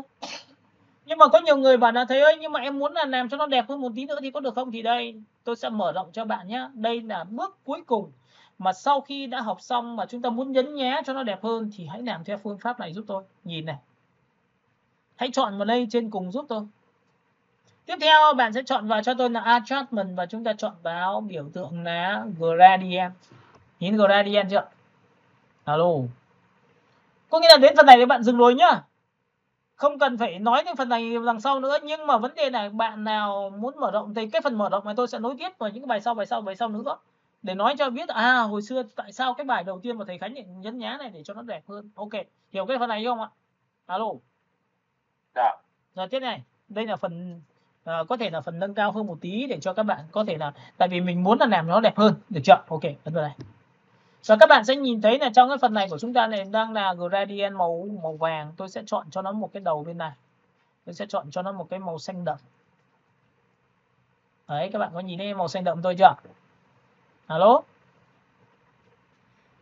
Và lúc này các bạn sẽ sổ xuống, bạn chọn vào gradient là bên trong và tâm đen của chúng ta, tâm đậm của chúng ta đang ở giữa thì chúng ta sẽ đảo ngược ra bên ngoài, reverse nó ra bên ngoài và cái scale này của chúng ta cho nó lớn hơn. Thì các bạn có nhìn thấy là ở giữa của chúng ta rất là thủng này, hay xung quanh nó sẽ là một cái gradient là màu đậm ngoài này. Cả lớp mình nhìn cái phần này chưa? Đó. Nhìn thấy không? Rồi xong. Lúc này các bạn chỉ cần chọn vào vị trí trên này và dùng hòa trộn cho tôi là short line thì hình này sẽ đẹp hơn một độ. Các bạn thấy nó sẽ có chiều sâu chưa? Nào, trước sau này. Hiểu cái này chưa? Alo? Alo. Nào, cả nhà mình nhìn cái này chứ nhỉ? Và cái này sau khi mà làm xong thì bạn chỉ cần giảm độ chúng tôi đây. Tôi không muốn nó bị đậm quá. Tôi sẽ muốn đậm nhưng mà không cần đậm quá như này. Được chưa? Được chưa? Đấy, rồi. Bước số 2 là cô gái này cần phải chỉnh màu một tí. Bởi vì da mặt cô gái phải ám vàng thì nó mới đứng được cùng với thiết kế của các bạn được. Thì đây tôi cho bạn xem. Đây là một trong những cái cách là cách chỉnh vật thể phù hợp với không gian đã ghép. Bằng cách nào? Chọn vào cô gái. Nhớ nhá, chọn vào đây cô gái và chúng ta chọn vào Adjustment này. Lúc này nó sẽ có một biểu tượng là Color Burn. Và nhớ một điều rằng là khi ấn vào Color Burn xong thì bạn phải nhớ là ấn vào biểu tượng này là tôi chỉ chỉnh cô gái thôi, không phải chỉnh toàn bộ tất cả mọi thứ. Tôi tích vào đây. Được chưa? Và lúc này ở đây nó có midtone là giá trị là trung gian, có nghĩa là những cái gì sáng trên mặt cô gái là trung gian. Ví dụ phần gò má là phần sáng nhất rồi, phần tóc là phần tối nhất rồi, phần trung gian còn lại là phần trán rồi đây, những cái này, được chưa? Thì chúng ta sẽ làm sao? Chỉnh cái này nó thiên về vàng hay sáng hay lạnh thì bạn sẽ kéo đây phát ra tự lạnh, nhìn thấy chưa? Lạnh này. Đó, trước sau này cho các bạn xem mắt này. Thấy chưa? Lạnh hơn chưa? Rồi, tiếp theo phần thứ hai là gì? Giá trị thứ hai là shadow. Shadow của chúng ta là vùng tối, là những vùng tóc, vùng hốc mắt, vùng đậm trên mũi, xong trên cổ. Thì tôi muốn là cái này nó ám xanh, bởi vì cái tiêu chí của cái hình này đang có xanh và vàng. Các bạn có hình nhìn thấy sản phẩm nó có xanh và vàng đảo người chưa? Thì các bạn nhìn này, cầm cái biển này kéo sang xanh thì tất cả vùng tối nó sẽ làm sao xanh, nhìn thấy xanh chưa? Alo, vùng tối sẽ ám xanh này, nhìn thấy chưa? Đó. Hiểu cái này chưa đã? Dạ rồi ạ. Ok. Tiếp theo, giá trị cuối cùng của các bạn là vùng gì? Highlight là vùng sáng ở trên. Thì cái vùng này nó phải vàng, nên là các bạn sẽ phải kéo sang là sắc đỏ, da mặt nó sẽ hồng hào hơn. Và phần này tôi sẽ kéo thêm vàng. Các bạn nhìn chưa? Và lúc này các bạn sẽ nhìn thấy đây là một giá trị về tôi blend màu cho nó phù hợp. Ví dụ bạn kéo hết cỡ này thì nó rất là vàng. Có nhìn thấy cái này chưa? Alo? Dạ, có nhìn thấy. Đấy, để nó phù hợp với tông màu của các bạn, nó phù hợp. Và tất nhiên sau khi làm xong thì bạn có thể được quyền chọn cho nó một cái opacity hoặc fill cấp độ này ít thôi, vừa phải, nó cũng hơi vàng thôi, chứ đừng có vàng quá. Nhìn này, trước sau này. Có hiểu cái này không ạ? Alo? Dạ, có. Hiểu cái này chưa? Rồi, thì đây là một trong những cái yếu tố để giúp cho các bạn làm một cái bản thiết kế theo kiểu đầu dầu xuống tóc như này. Ok, và tôi sẽ dừng lại cái bài này ở đây, và buổi sau thì chúng ta sẽ nên tiếp tục đến một vài cái phương án nữa để làm cho sản phẩm, được không ạ? Alo? Dạ. Các bạn nào có khúc mắc gì không để mình hỗ trợ cho các bạn? Và tất nhiên bài này về phải xem kỹ, bởi vì nó là một bài về tổng hợp, vùng chọn này, sau rồi hòa trộn một tí này, cho ảnh chui vào này, được không ạ? Và tôi đã dạy rất kỹ cái phần đầu rồi, được không ạ? Alo? Em Thế ơi. Em nói đi. Thế ơi, thế cho em hỏi một chút là cái phần Photoshop của em ấy đợt trước thì nó phần căn để cho hai cái nó giống nhau, nó bằng nhau, xong giờ lại có đấy ạ. Cái màu hồng hồng mà nó kiểu nó căn cho cái hình của mình nó giống nó có bắt điểm nè. Em bị mất cái phần đấy, em không biết bật kiểu gì ấy. Rồi, nhớ nha. Ví dụ cái này của thầy này khi di qua thì nó vẫn có thể đi được, đúng không? Ví dụ chữ thần kỳ này như này. Đấy, đúng chưa? Chúng ta có thể ấn vào biểu tượng là Ctrl U có được không? Nha. Em thử ấn vào Ctrl U xem được không nhá. Ctrl U ở đây. Còn nếu không thì tí nữa thì chúng ta sẽ nhấn tinh riêng để thầy hỗ trợ cho em việc đó nhá. Alo. Vâng. Cái lại nữa Thế ơi. Rồi. Cái Photoshop 2023 của em ấy thì là cái phần feather của em ấy nó chỉ về được 0,01 chứ nó không về được 0 thầy ạ. Có cách nào không ở đây? Thì sau này tí nữa xem cái của em nha. Tại vì sẽ phải làm trên máy em thì mới biết được nha. Alo. Vâng. Nha, với những cái dạng như là phủ màu như này các bạn nhìn này, có thể cái này kéo lên đây cũng là một trong yếu tố này, nhìn thấy chưa? Cũng là một cái hình rất là hay luôn, các bạn chỉ việc ấn vào Ctrl T và nhớ là đây cũng là một trong những cái kinh nghiệm thôi. Các bạn có thể giữ phím Shift kéo dài hay nhảy, và giữ Shift này kéo cái bẹt xuống như này, và chúng ta đặt như này. Cả lớp mình có nhìn cái này không ạ? Dạ, có nhìn thấy. Đấy, thì cái nét viền này nó sẽ nhấn nhá cho cái phần thiết kế của bạn trông nó cũng sẽ kiểu công nghệ hơn. Có thấy không? Alo? Dạ vâng. Đấy, thì đây là cái tiêu chí mà để các bạn có thể làm ra một cái banner, và tất nhiên nó phải là cái tiêu chí là phải bắt mắt rồi, thì nó mới là cái câu chuyện để làm cho khách hàng được nha. Và chữ thì tôi không bao giờ đặt một cái chữ như này, các bạn lưu ý này, chữ tôi không bao giờ được đặt tít như trên đây. Các bạn hiểu cái này không ạ? Mà luôn luôn phải đặt ở vùng giữa như này thì nó sẽ đạt được giá trị, nó là an toàn cho các bạn nha. Ok, xong chưa cả nhà ơi? Bắt đầu tôi sẽ render và gửi lại cho các bạn trong buổi tối hôm nay nếu xong nhá. Ok, bye bye, hẹn gặp lại các bạn. Chúc cho thầy mọi người. Chúc thầy và mọi người ạ. Bài này khá là khó nên là các bạn sẽ về xem kỹ lại và làm lại nha.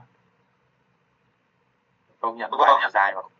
Dài chứ, để muốn làm ra một sản phẩm phải đi từ lý thuyết xong bắt đầu là phải đi vào đây, nó phải cắt ra đấy em. Nếu mà ví dụ như tôi dạy về lý thuyết đoạn đầu thì ok, xong là cái đoạn mà đặt trên bục ấy là được rồi. Nhưng mà để muốn thành sản phẩm thì chúng ta lại phải cắt ghép, xong rồi chúng ta lại phải là làm về vùng chọn đấy. Đấy là ứng dụng đấy. Em bảo chứ dạy bình thường mà kiểu vùng chọn kia thì làm sao mà đến bao giờ mới đi làm được nhá. Từ cái này em sẽ thấy rằng là chúng ta sẽ gặp rất nhiều hiện tại trên thị trường. Và tất nhiên là khách hàng người ta có thể làm rất nhiều kiểu nha. Tôi sẽ cung cấp tư liệu cho các bạn. Đấy, tôi cũng tìm tư liệu này, tôi cũng tìm tất cả những hình ảnh này, tôi tìm text này. Đó, sau đó tôi vào tôi mới làm thiết kế chứ không phải là tự nhiên là chúng ta đùng cái đánh thiết kế đâu. Nhá. Nên các bạn sau này làm CV thì chắc chắn là cái này phải có dấu. Chứ không phải là giống như tôi. Đồng ý không ạ? Vâng ạ. Ok. Rồi, stop nhá. Bye bye cả nhà. Nào xem lại phần cuối cùng nào. Chúng ta sẽ xem lại này đấy, thấy chưa? Các bạn có thấy không? Khi đặt trên nền đậm này, cái này nó cực kỳ có chiều sâu. Nó có đậm trung gian sáng là vì như này nha. Rồi, bây giờ thì chúng ta sẽ bye bye các bạn thôi. Rồi, tắt bỏ cái này đi, save as lại file. Rồi, stop. Được chưa? Rồi, bye bye cả nhà. Bye ạ. Bye bye mọi người.